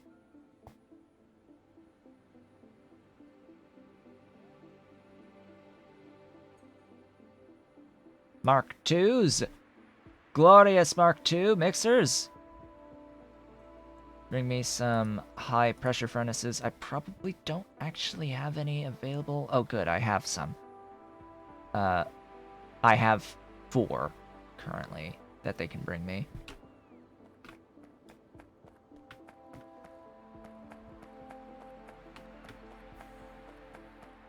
Just gonna note that the stream views today have been like really up and down, up and down, up and down. Makes me wonder. Makes me wonder about things. I do have transcoding, so I know that that's not the issue. Let's see here. What do I have on me? Don't need those. Those or those. Mark 1 crap. Do not need the Mark 1 crap. I need more of the electrolyzers. Now, I'm just running down to be a little bit closer to where I am producing stuff. Also, I appear to be peaking, so I'm gonna cut down on the voice volume just a tad. Just a tad. A smidge. Have you brought me stuff? You brought me some more mixers. Probably don't need that many of Mark IIs. I'll keep it there and then say, bring me the electrolyzers. I'm going to need plenty of those. 2.5. We are a 2.5 gigawatt base. I really need these to be fully online. These to be fully online. Because they die in the middle of the night. Currently, I need the modules so that they can last through the night.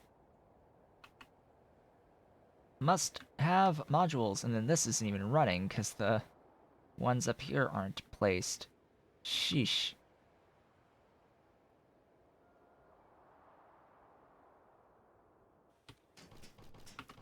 Alright, how we doing?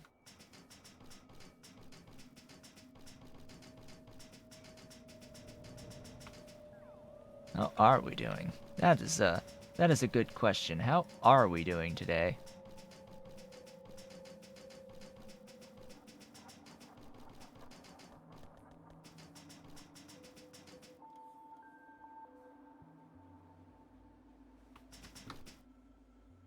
You brought me these yet? No. Oh, there we go. We got a few. How about these? They say they're on their way, but I have my doubts. So there's 2.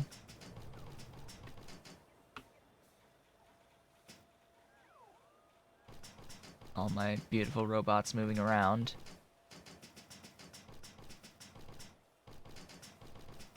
The robots are another good reason to have higher bitrate on the videos.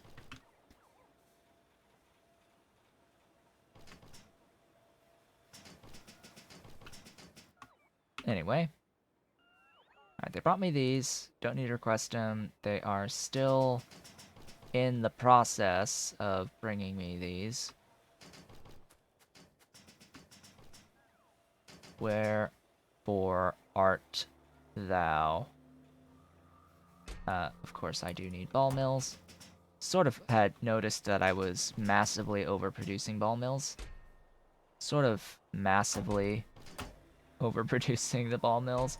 I have a few ball mills. I have a few ball mills. Just saying. I think I'm ready for any sort of expansion opportunities.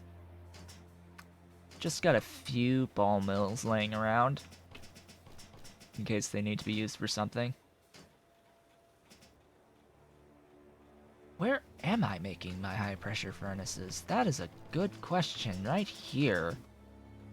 Right here. So it looks like they've got them.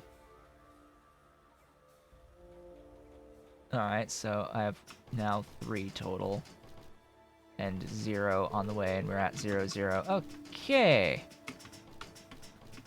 What are you missing? Circuits, of course. Of course you're missing circuits. Why would you not be missing circuits? Here, take those. I don't need these. I don't need these. Interesting.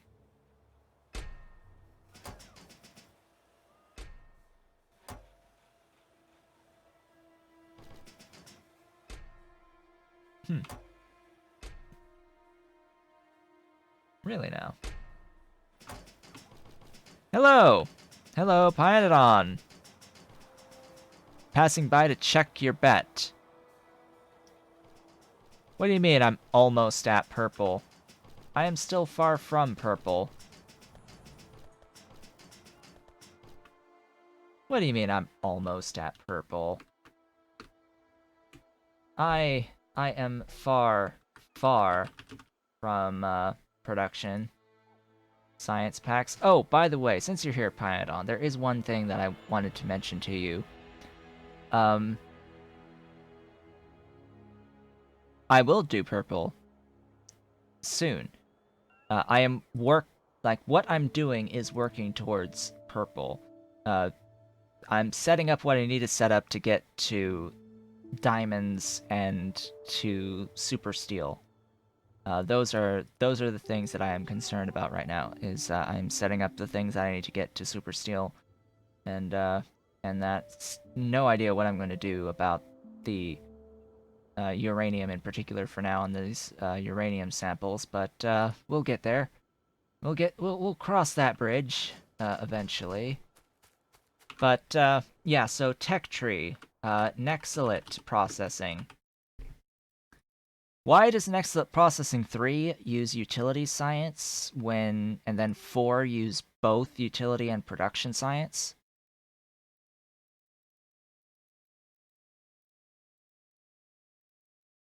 I think Nexalit processing 3 is a purple science, not a yellow. Or it should be a purple science, not a yellow. I came across that yesterday when I was looking at my when I was actually looking at this when I had set up the Nexalit chain. So yeah, this is probably supposed to be purple science. This should be productivity, or production, I should say, science packs, and then this should be yellow. Yellow goes up to sintered. Purple goes up to the pulp 4 here.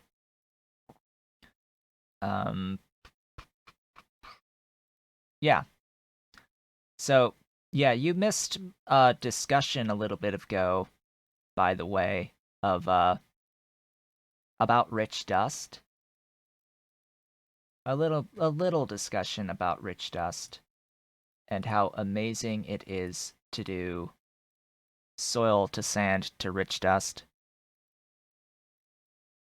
Because I'm the only one who's reached that far. Well, partly because I'm doing a tutorial series about it, and my whole basis of what I say in the tutorial is like based around the current state of the tech. So I was looking at it because that tutorial is going to happen eventually, like, it's still a little ways out, but it's just I noticed this as a thing. And there's some things that you only notice when doing that tutorial, when setting up the whole chains and are actually looking at, well, this unlocks here, but then this also unlocks here. So, yeah. It would suck being stuck on like 2.5 units per second of Nextlit plates for your full throughput of tailings in, all the way up to yellow science. Alright, good. Because, by the way, 1200 units per second of tailings is 3 raw Nextlit per second, which ends up translating to, at here, in this first fine Nextlit powder, it translates to 4 Nextlit powder total from 3 raw Nextlit in, and then that 4 fine Nextlit powder makes enough molten for like 2.5 units of plates per second at chemical science packs. So blue science for what I consider a full throughput of tailings in, quote unquote, from 3 raw is like 2.5 plates out. So it's not even, you're not even getting a plate for an ore yet at blue science, and then you'd have to wait all the way until yellow to make it any better. Granted, tailings are infinite.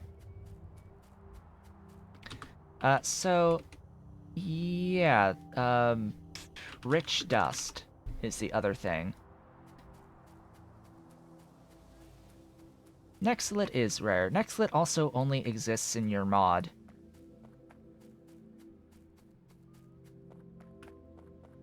It's an ethereal substance that doesn't seem to actually exist in real life. Or exists as some other form, like some abstraction of a concept that I don't know about. But anyway, so rich dust is only used to make chromite sand, which leads me to believe that it's intended as an alternate way of getting chromium. Just standard, intentional, alternate way of getting chromium. And some iron oxide out of it as well, because this is actually guaranteed 10 and 2 right here from 25 rich. More like a start way. Well, here's the thing. It may be a start way, but it's also a complete alternative way. Getting it from, sand.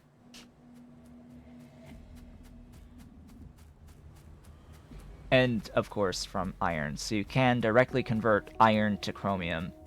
And without taking modules into account, it is 1 iron plate per second in to 3.5 chromium out by turning the sand directly into molten. So if you do sand to molten to plates, it's about 3.5 chromium plates out for 1 iron in total of 1 iron in, which gets offset by like a 36% back in terms of converting the iron oxide into plates directly. So it's like 1 minus 0.36 if you're adding iron in to convert directly into chromium, or you can bypass iron completely and just do, hey, water to soil to sand to rich dust, And Immortal Sniper is going to kill me, by the way, for telling you anything about this chain. But he also told me to talk about it in the Chromium tutorial, which is the next tutorial I'm going to be recording tomorrow. He said, talk about it. So I was like, okay, well, you're probably going to be angry because it's going to change. Just by me talking about it, it's going to change it. Because this recipe exists, period. Like, even as it is, it's still pretty strong. It's a direct conversion of iron to chromium. Yes, it is all my fault. But either way, my point, Pyanodon, is that it is clearly intended that this is supposed to be an alternate way of getting chromium. So why would that process even exist if it wasn't intended to be able to convert iron to chromium? So, yeah, if it's like a kickstart, like if you're not in an area that has a chromium patch, it's an option to like start getting what you need initially.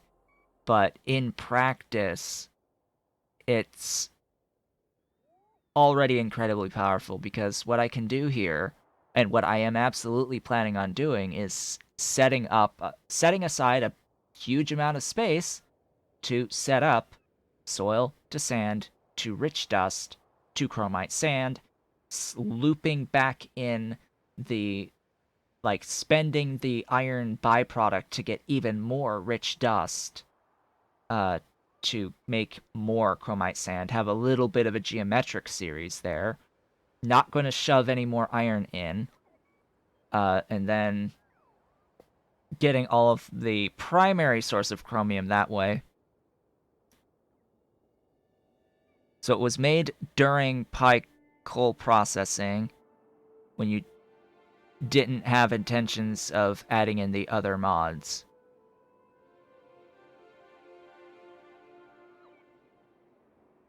So it was something that already existed before Pyro.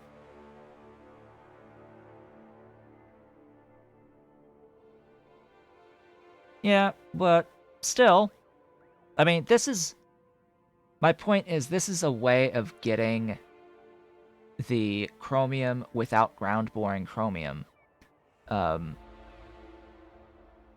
With a smaller overall footprint than what the ground boring recipe requires.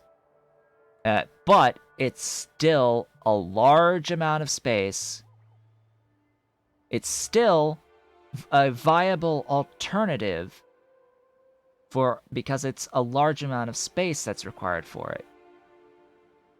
I mean, either way, these are only things that come into play when at the point in the game that you can actually build at the requisite scale to make use of it.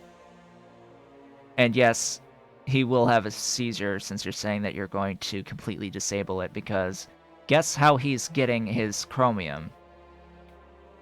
I'll give you one guess.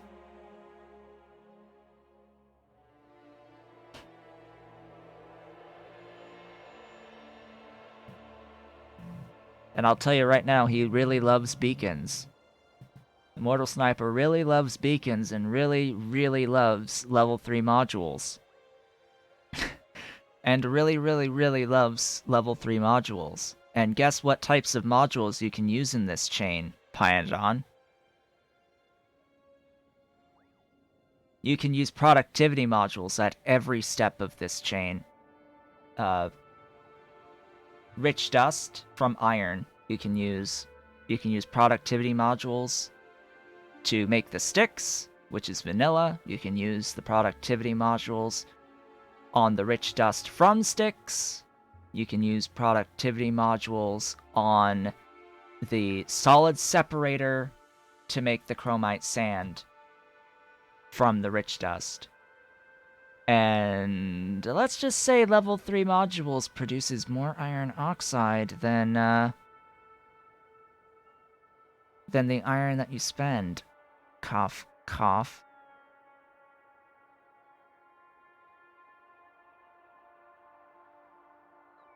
So I see. So the reason why this existed is because this was your primary method of getting chromium before you introduced chromium as an ore type in raw ores.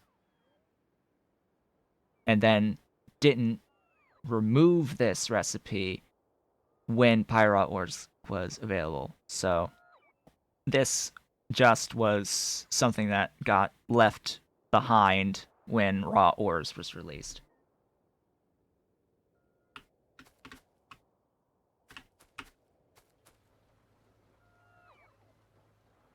Either way, I do think it should be left in simply as an alternative,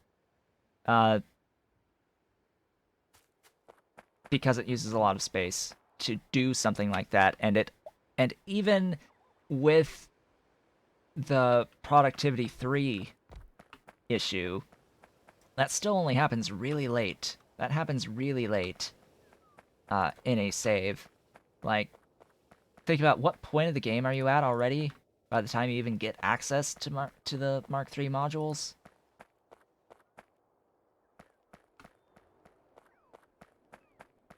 It's like, you probably want to have something like that by that point in the game. Giving people some alternative options of stuff. Because that saves UPS, right? That would be a simpler setup to save UPS versus... well, definitely versus the ground board recipes.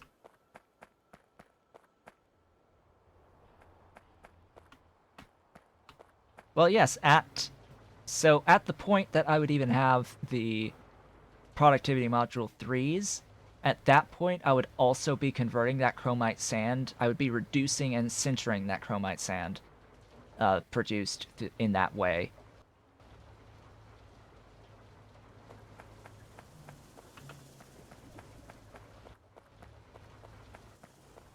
So it would be even more chromium for the iron spend.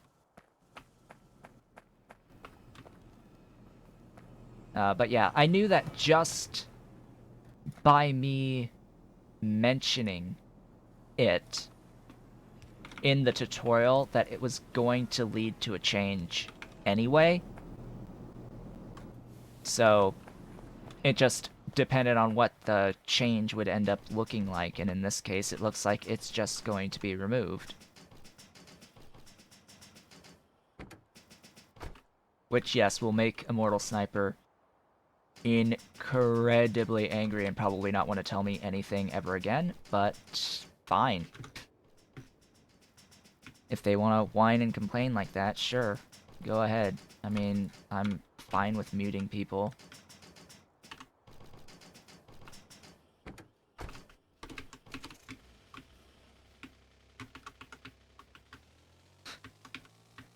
I mean, it's frankly broken anyway to behave in that manner. I was absolutely going to exploit it, but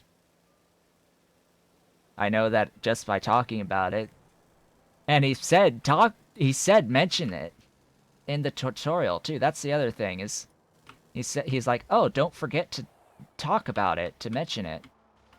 And I'm like, what? Wait, what? Yeah, gigawatts. And I'm like, you do realize that if I mention this, that it will change. Like, I don't even have to point out that there happens to be a self-perpetuating loop using level 3 productivity modules here that allows you to get chromium from chromium. Or it allows you to get chromium for free, basically. Just kickstart it, and it feeds itself more than enough iron at productivity 3.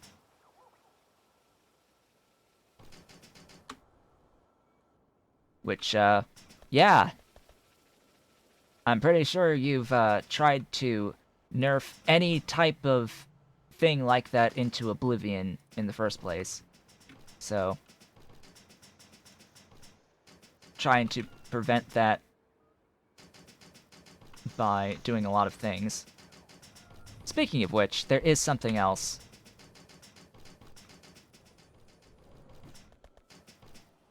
So, on the topic of productivity modules,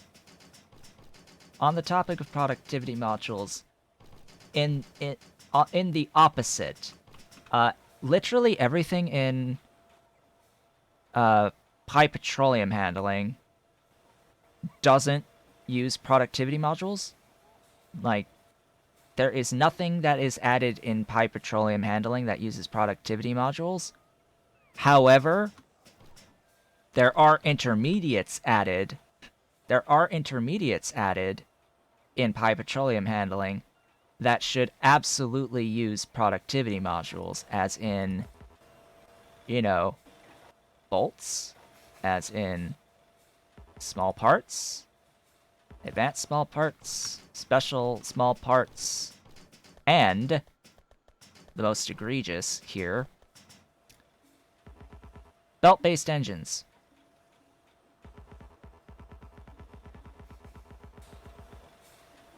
Belt-based engines. Engines are a vanilla intermediate. The vanilla recipe for engine units takes productivity modules. So I think that your belt-based recipe should be taking productivity modules as well. Also, the vanilla electric engine units recipe takes productivity modules. And therefore should use them. Also, you know, rubber. Rubber and belt from rubber, also intermediates. They are also intermediates and should also have productivity, but you cannot do productivity on rubber into belts, nor can you do productivity making the rubber itself. I can understand not having any productivity on anything that is doing a fluid to fluid or a solid to fluid, or a fluid like back into a solid that makes the fluid again, like with salt to saline to saline to salt, that sort of stuff.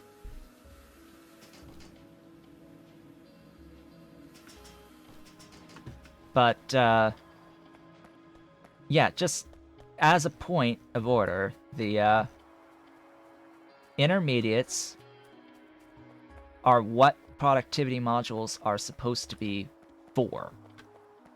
So anytime there is something that is blatantly an intermediate, it should be designed to make use of productivity modules. Or it should be balanced around the concept of being able to use productivity modules.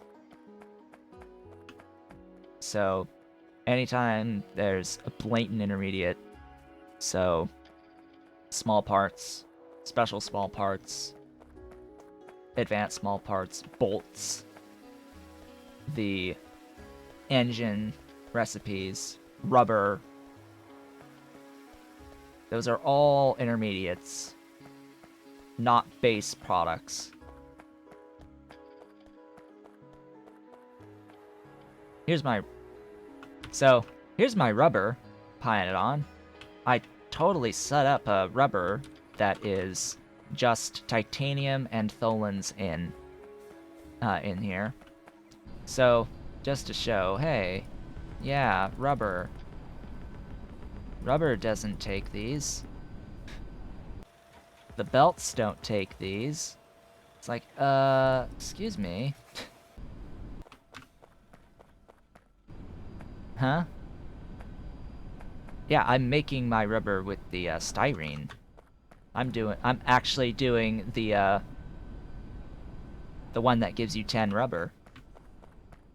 Yes, I did. I set this up off screen. So my styrene. Oh yeah, that's the other thing that is an input here is the iron oxide. You know, since I have like crap tons of iron oxide at the moment. Since I have crap tons, I have a warehouse that's venting extra iron oxide, since I seem to be making a lot of that at the moment. Yeah, it's just, you know, it's just like 2 styrene here. It's really convenient with the ethylene and benzene from tholins. This is actually like 100 tholins per second in total to feed into the styrene.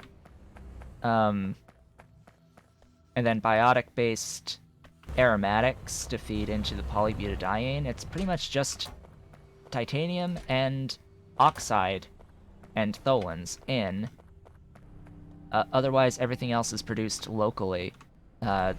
Carbon black, for this particular recipe, it's 3 to 2 for the carbon black to rubber.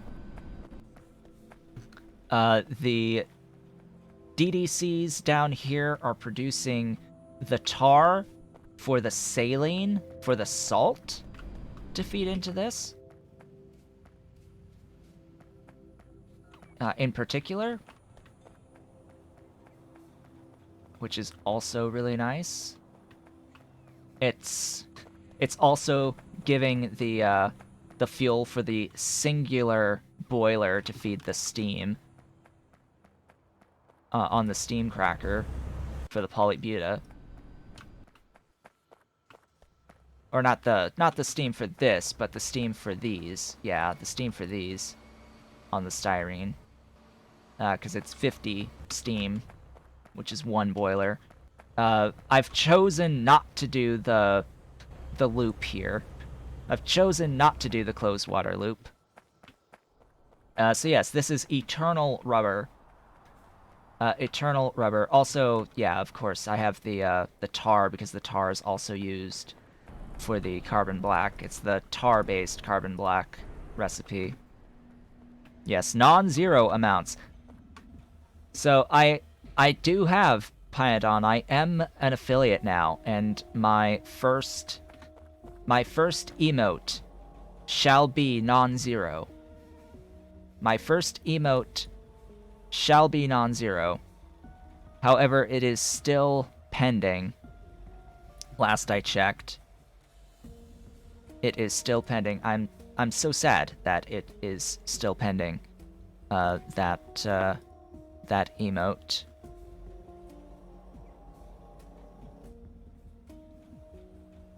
But yeah, here, let me. That's not what I want.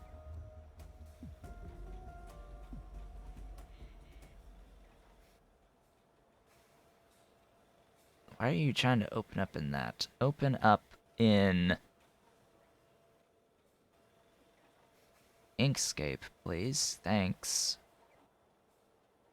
Here we go. Here we go. Let's go there. Let's do display capture. Yeah, so here's what my emote's gonna look like. It's not zero. It's non-zero. it's non-zero, right? Just say no to zero. It's not zero. It'll actually look more like that, more like that sort of scale and size, and that. So you probably won't really be able to make out the text, but yeah, it's not zero. Not zero is what the plan is right now. But we shall see how. I submitted this on Friday, by the way, last Friday, and it's still pending.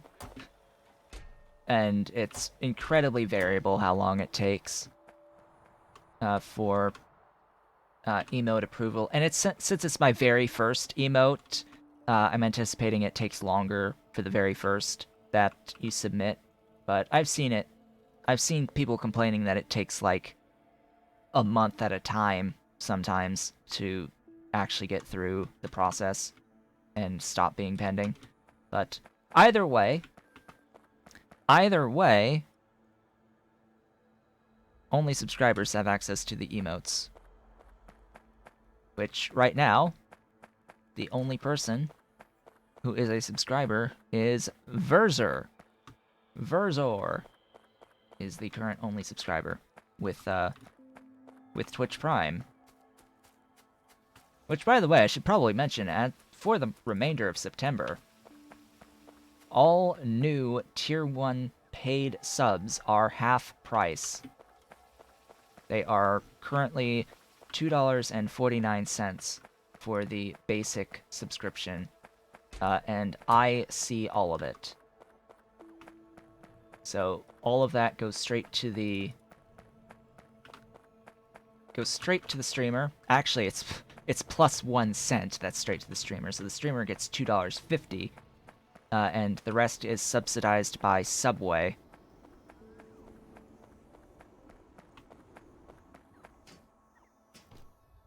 Yeah, I don't know if that's if it's US only. That's the other thing. I don't know if it's US only. But what I do know is that for the month of September, they call it Subtember. Any fresh T1 subs are half price.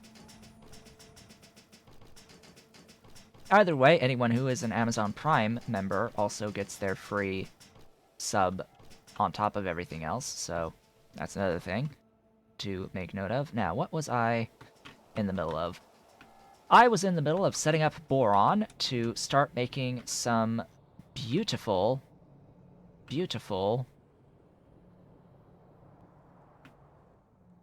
proton donors. I have some proton receivers being made, as you can see. I'm preparing, Pyanodon. I am preparing for my glorious spike in energy usage. Yes, boron is easy. I am preparing for the energy usage spike soon. For the beautiful particle accelerator nonsense. It's gonna happen soon. Ish. Now, where is my borax again? Borax. Please tell me I have, like, lots of spare. I will not be doing it for gold. I am doing it for moly plates, vanadium, oxide, and for diamonds. I am looking for what I need to set up true super steel, as well as to begin the work towards the purple science. Yes, Molly for the super steel. You still have to set up the chain for Molly to get the molybdenum trioxide, by the way. You still need the molybdenum trioxide, which you cannot get through particle acceleration.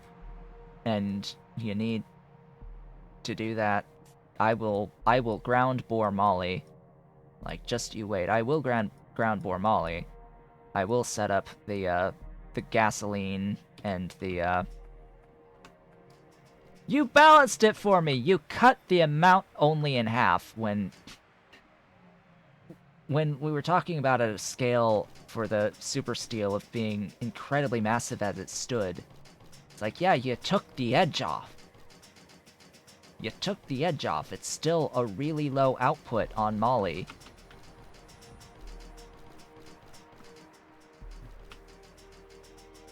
It's still, like, the actual Molly for the ore in is still really low. It's still pretty high on the amount that you need for the amount of molybdenum trioxide for the stuff and things. So I look at the... It was an electrolyte. It was... What's the...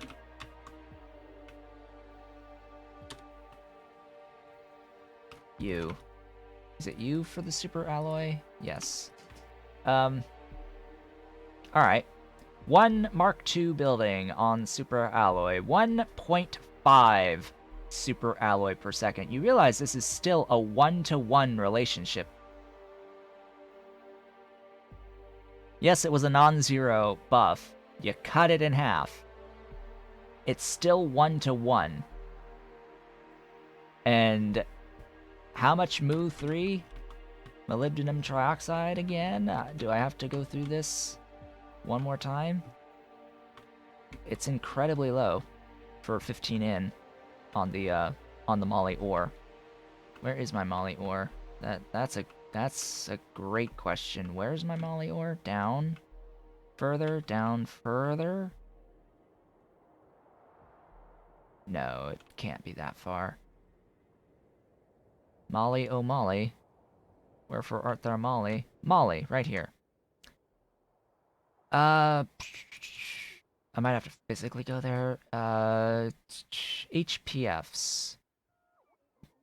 HPFs.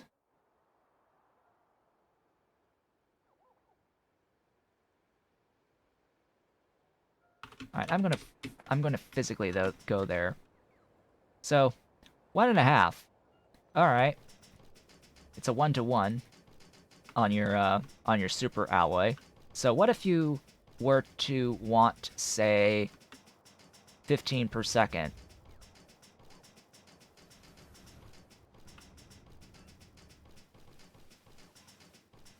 By the way, I'm not actually using the moly right now, so if it's backed up only because I have enough moly for the current purposes, but the thing is, the moment you want to scale to doing the molybdenum, or doing the super alloy at this point, let's for now ignore the super steel, which is even more annoying, because you have alternatives for the plates on the moly, because of the particle acceleration. If we just ignore that for super steel at the moment, which that was reduced by a lot. That was reduced down to 1/3 of what it was on the molybdenum plates for the super steel. Granted, if you're actually looking at it, just bear in mind, a full yellow belt worth of 15 per second worth of ore is a half of a plate per second out. 0.5 plates per second out. With no way of changing it. The chain is what it is. There's no productivity modules along the chain to make it any better. So, yeah, for every 1 plate you need, that's 30 per second of ore in. Which, considering that ground boring of it uses drilling fluid 3, it's a lot. I passed it again, didn't I? It's a lot, and it's why the particle accelerator recipe is so good.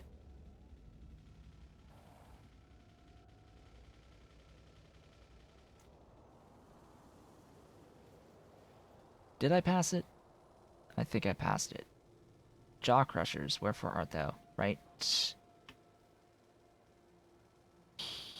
here, right here.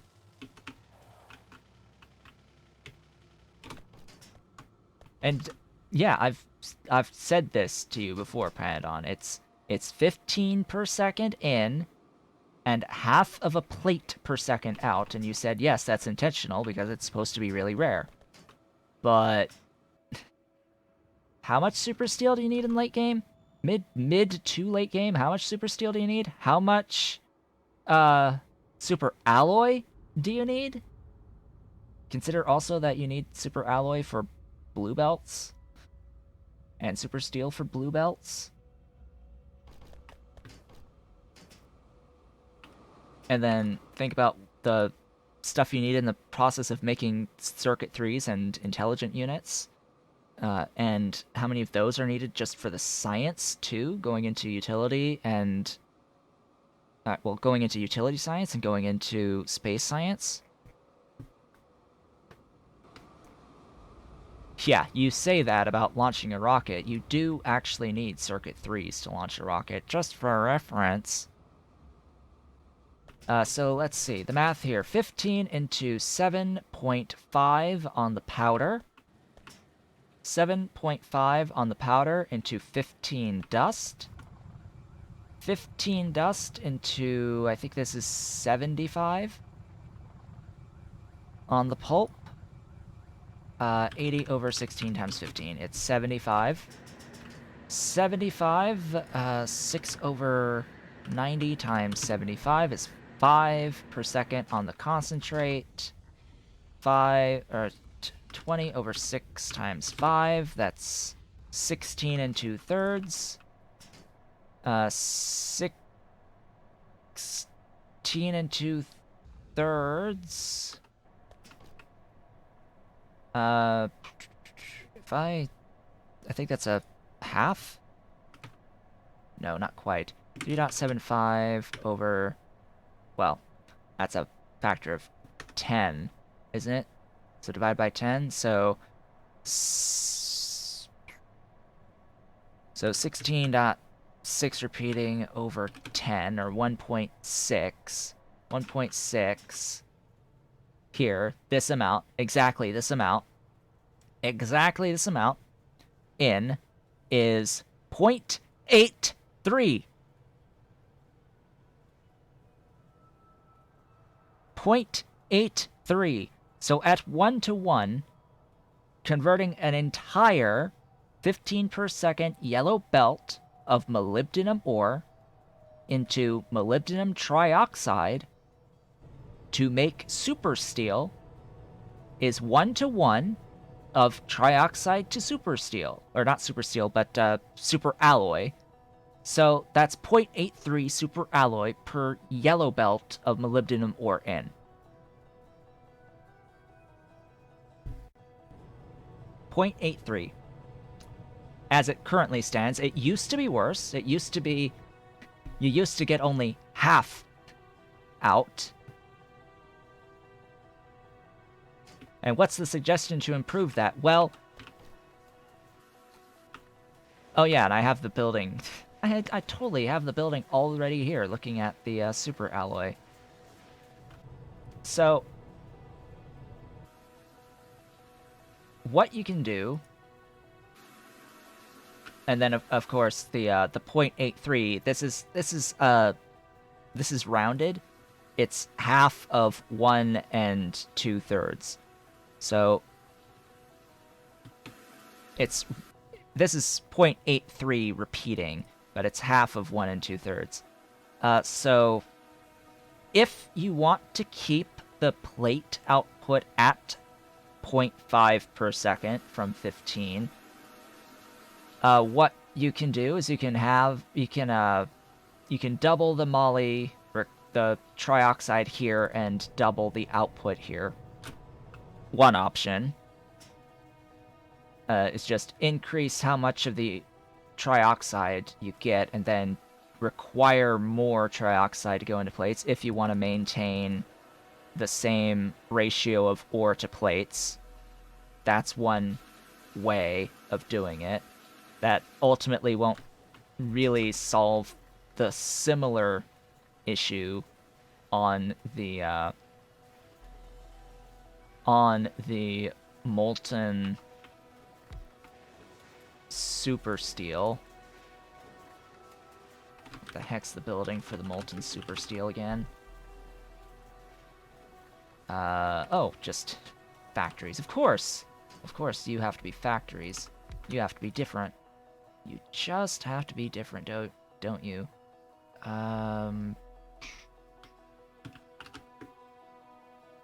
Wait, no, I looked at the wrong thing, didn't I? It is you again. So the molten super steel. Alright. Well, if we look at the molten super steel, 37.5 on the molten super steel. I'm not carrying any casting units, am I? Dang. Casting is 10-to-1. Okay, so if we look at this, this is 3.75 plates out for, plates out for 0.75. That's a lot better than what it was. I think this is okay. This might actually be construed as being somewhat okay. It depends on what you want the super steel out to really be, but 3.75 super steel out for 1.5 belts in of the ore. 3.75 for 1.5. That's fine. That's fine, especially when you have access to the particle accelerator recipe for the plates as well, if you so desire. But here, yeah, you can double this number here. So instead of making this 5 out, it would be 10 out, and then here instead of being 5 in, it would be 10 in. So 10 out, 10 in. And that would work out. And that way it would be 1.67 out of this to help feed 1.67 on the super alloy. And I'm assuming that you want the super alloy to be harder to get than super steel. Just looking at the ingredient requirements, I'm going to make the pretty safe assumption and say that you probably want the super alloy to be a little bit harder to get than the super steel. I'm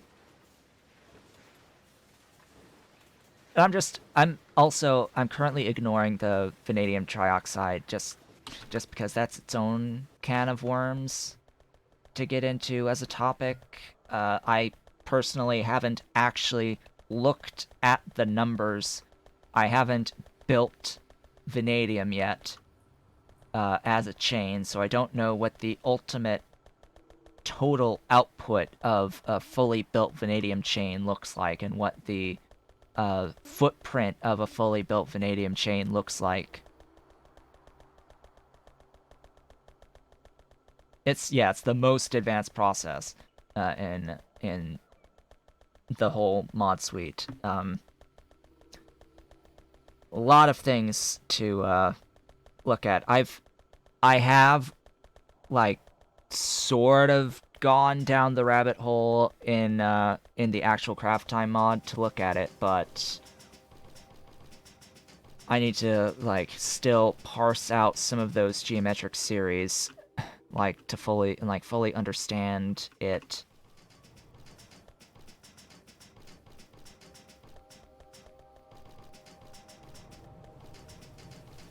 On a similar vein, Pyanodon, with diamonds, similar suggestion related to diamonds. Probably cut down some of the intermediates a bit. Ha!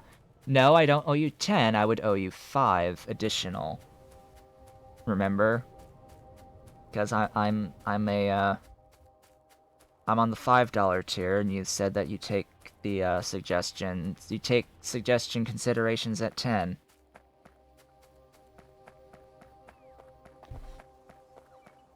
But anyway, yeah. Similarly with the diamonds, just the volume on the residues in particular, when processing kimberlite, the kimberlite residues, when going down the chain, choosing to exclusively do the geometric series stuff. There's like at least 3 separate geometric series in the kimberlite chain.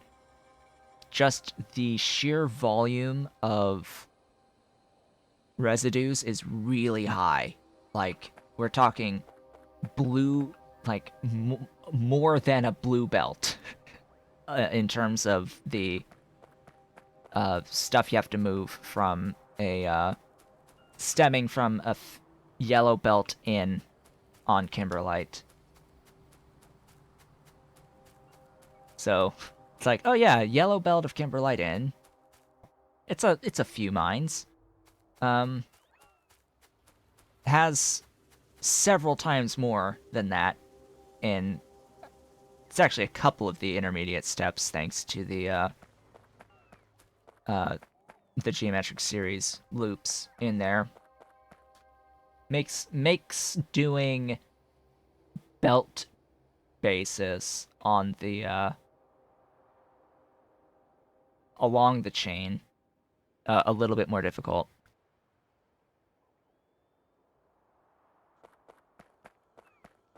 Well, I've built it for my tutorial save, Pyanodon. I built it for the tutorial save, so it's sort of been built. I think I showed it, actually, briefly on a previous stream, what it looks like, just as a preview, or I did something somewhere where I previewed it, quote-unquote. And yeah, it's like, oh hey, this is actually more than, like, 2 red belts, even. So it's like, oh, yeah, that's lots of stuff to move with the intermediates in that chain. Not like I fully intend on actually doing it. Cough, cough, that's the other thing. While I have you. 20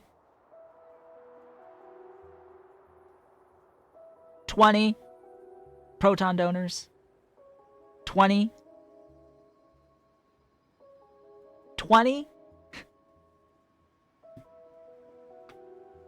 Really?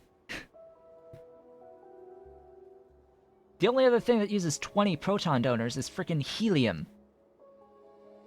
Which I can fully understand why it's 20 on helium. Like, this makes sense that it's expensive. Well, they don't need to be free, but by comparison, basically everything else is 1 or 2. Like, even gold is 2. Like, gold is 2. Molybdenum is 2. Vanadium, 2 of each. Uranium from gold is 2.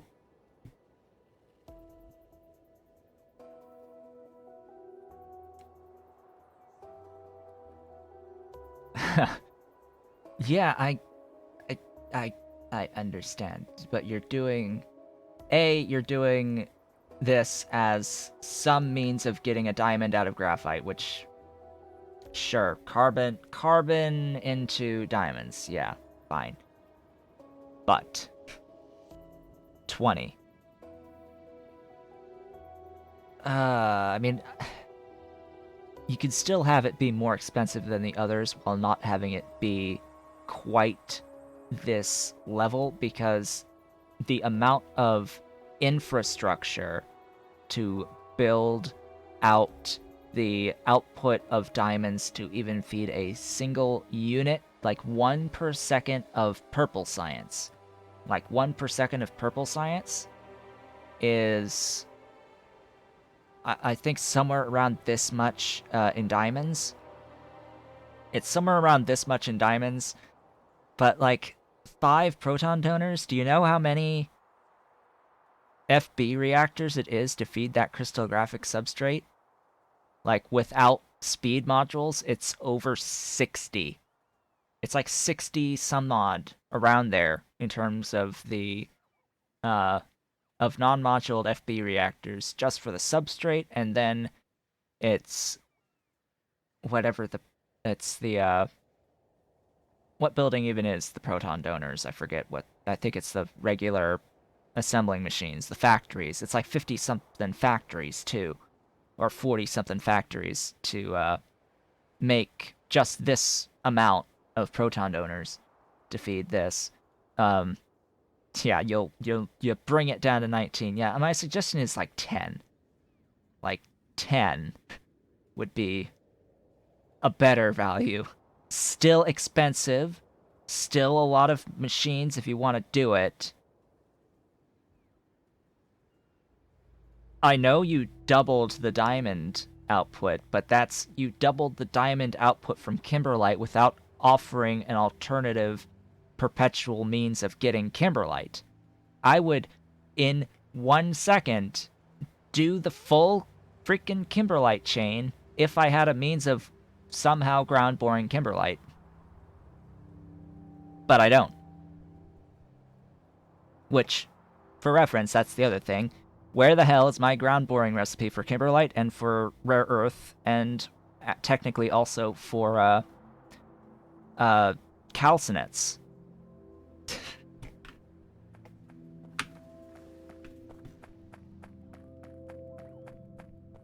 Yeah, and don't give me that with PyAL, Alien Life. That's going to require a complete restart.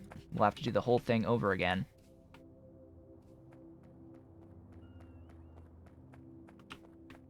That does nothing to solve the issue here and now on this save.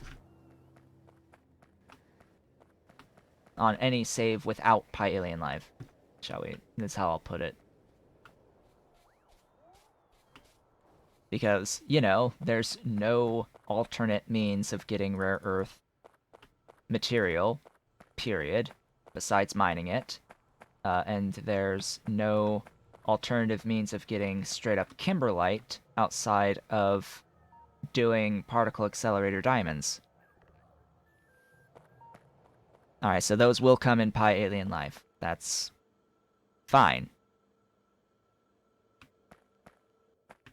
That is fine. But yes, since right now, the only real way of getting a not kimberlite-based diamond is through the particle accelerator recipe. It's a big footprint. By comparison to all of the other things, like that, I'll keep that point clear. Like I'm talking in a scale that is massive to most people, but this is even more massive than massive, right? Like, this is even bigger than big.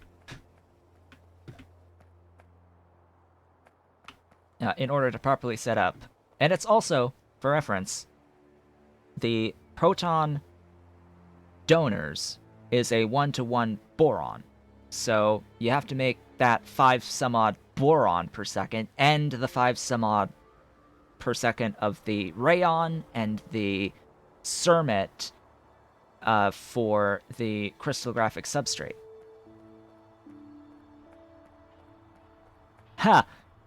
Yeah, I would hope that it would be by the end of the year, but I'm not going to hold my breath for Alien Life by the end of the year. I think it was like a couple of months, which, yeah, would place it around end of year for that.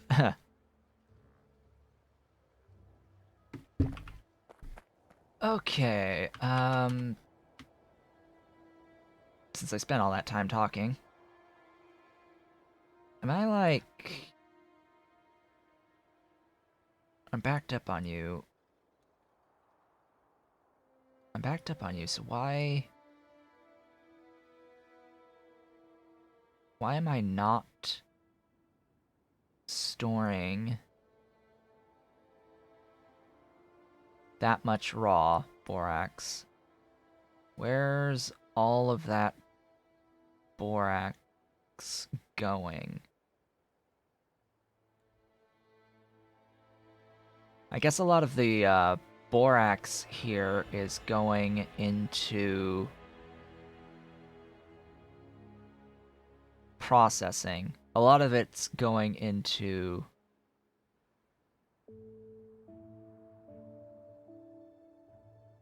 Yeah, a lot of it's going into the casting processes. Molten and plate casting. Yeah, planning before December. We shall see. We shall see. Oh, hey, robots, hi. All my robots throwing as much as they can of the gravel into my steel wool. Yeah, by the way, Pyanodon, thank you so much for the Mark II through 4 fusion energy buildings. You totally screwed up the little setup I had going here on collagen. Because you changed the base number of of module slots on the agitators. You changed the base module slots on the agitators. It used to be, what, 4 for agitators? Now it's 1 on the Mark 1 machine. So all of a sudden, as soon as I updated, everything but 1 on each of these machines was voided. So 3 times 49. Goodbye to all of those productivity modules. And I had to upgrade to Mark II just to get the extra module slot here. Again, so now the entire infrastructure that I built up for my collagen is not actually sufficient for 49 Mark II agitators. Yeah, nothing of value is lost. That actually is true because I was never fully utilizing those, that production in the first place. I built for the future, planning to make use of a lot of this, and I didn't.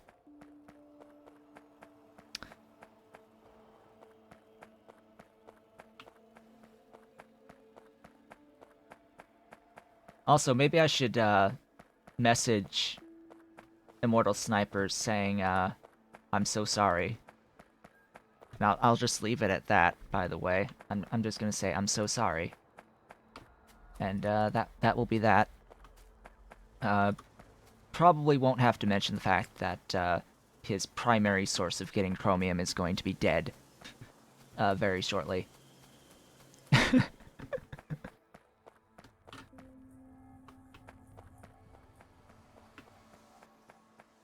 But anyway, yeah, I was going to set up boron, but it's like the end of the stream now. Oops. Boron processing is here. Probably need a lot more than this. But anyway, I will do... What is it again? It's high pressure furnace for trioxide.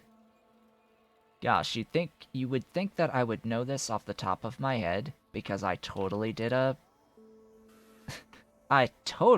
tutorial on making boron from borax, the whole boron processing chain. Alright, see ya, Pyanodon. I'm actually just about to wrap up myself. You powder it into dust. You process the dust into mixture, and then you mix it into boron. That is the boron chain.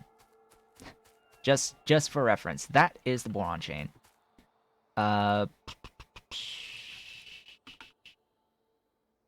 Yeah. Oh, boron. Yeah, so 5 per second of that to feed diamonds, yeah. Great.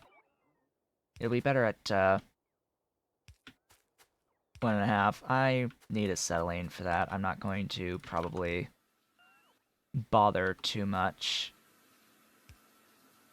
I'm gonna end it off pretty quick. You don't need anything in. You need aluminium in.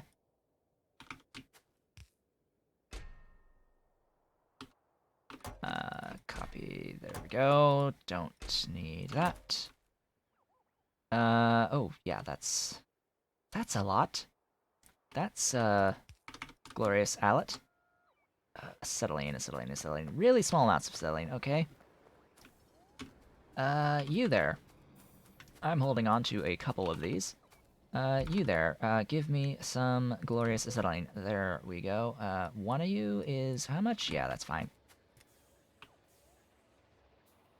Ta-da! Power. I said power.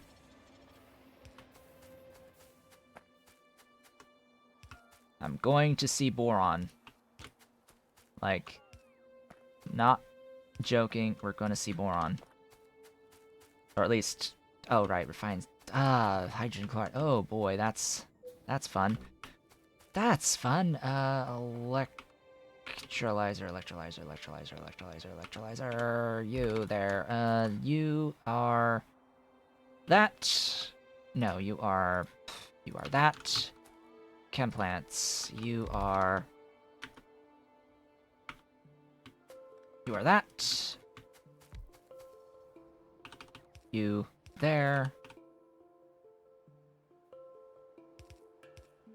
Oh. That.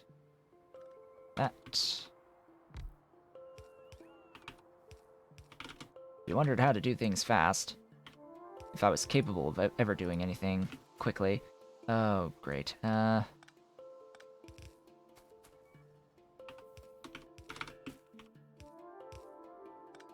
Answer is yes, when I want to.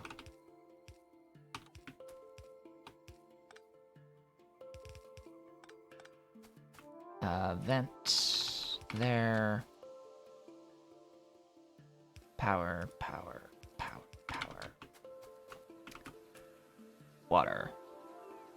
Water everywhere. Do the thing. Do...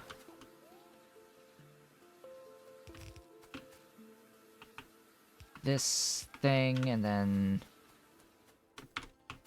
like, how much? Oh god, that's so much. That's so much.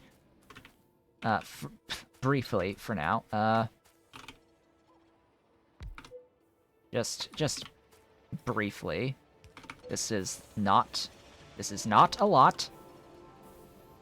But I have the Tholins. This will change, just for reference. Because remember that I am trying to do new things on stream, and then once those things are no longer new, I will continue to work on things off stream to fix things and make things look a lot nicer overall. Oh yeah, lamps. That's the other thing. There.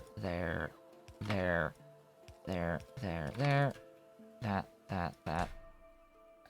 Fortunately, lamps are not going to be far away. Lamps I'm doing somewhere. But anyway, that is boron, technically speaking. Really half-arsed boron, but it is boron nonetheless. I'll do something better for this. I'm most likely going to set up additional mining on the borax here. Looks like I'm actually lacking on my requests. Squeak through, please. Lacking on my requests on the drill heads. Perpetually going to need drill heads going into the future. Yeah, with that, what got done today in general? Well, lots of discussions, things that were done off screen, lots of general discussions. Did this off screen for the belt-based rubber, 5 per second-ish total of belt rubber. Finished off, well, did what I wanted to get done today pretty early on, which was setting up crystallographic substrate. A lot of crystallographic substrate, with the propene being Tholin-based propene. Could do the normal way using lead, but decided against it. Just wanted to get it done quick. Set up proton receivers. So the proton receivers are going. I've got a nice little stockpile of about 6,500 units of proton receivers. That's fantastic.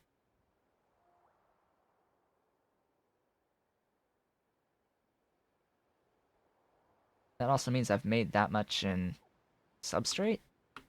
Anyway.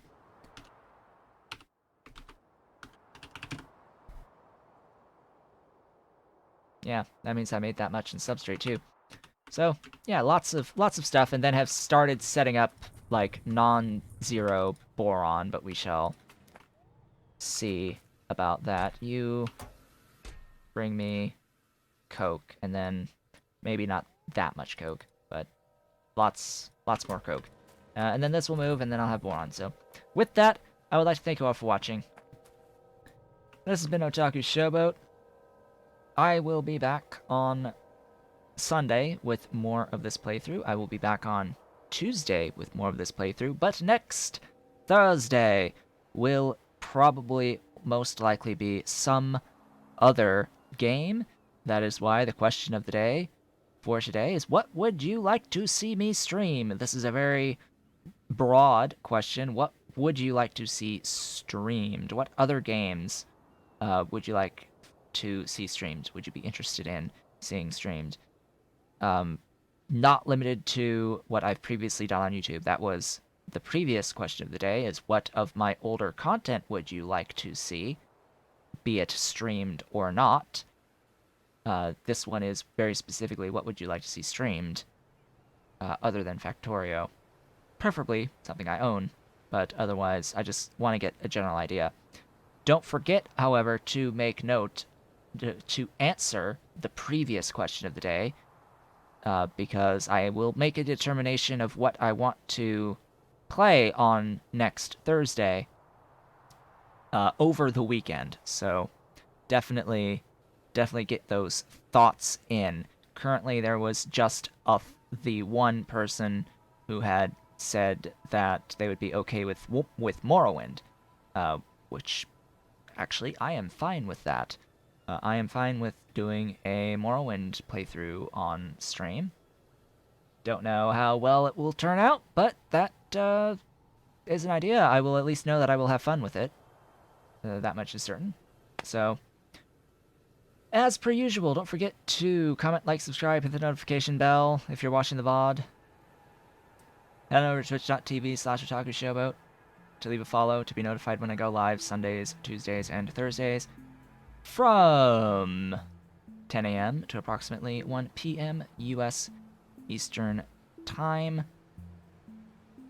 You can follow me on Twitter at OtakuShowboat and visit my website at otakushowboat.com. You can help support Pyanodon and the further mod development at patreon.com/Pyanodon, as well as myself and my continued existence at patreon.com/OtakuShowboat. As always, don't forget to answer the question of the day, as I have just mentioned, and I will see you all on Sunday.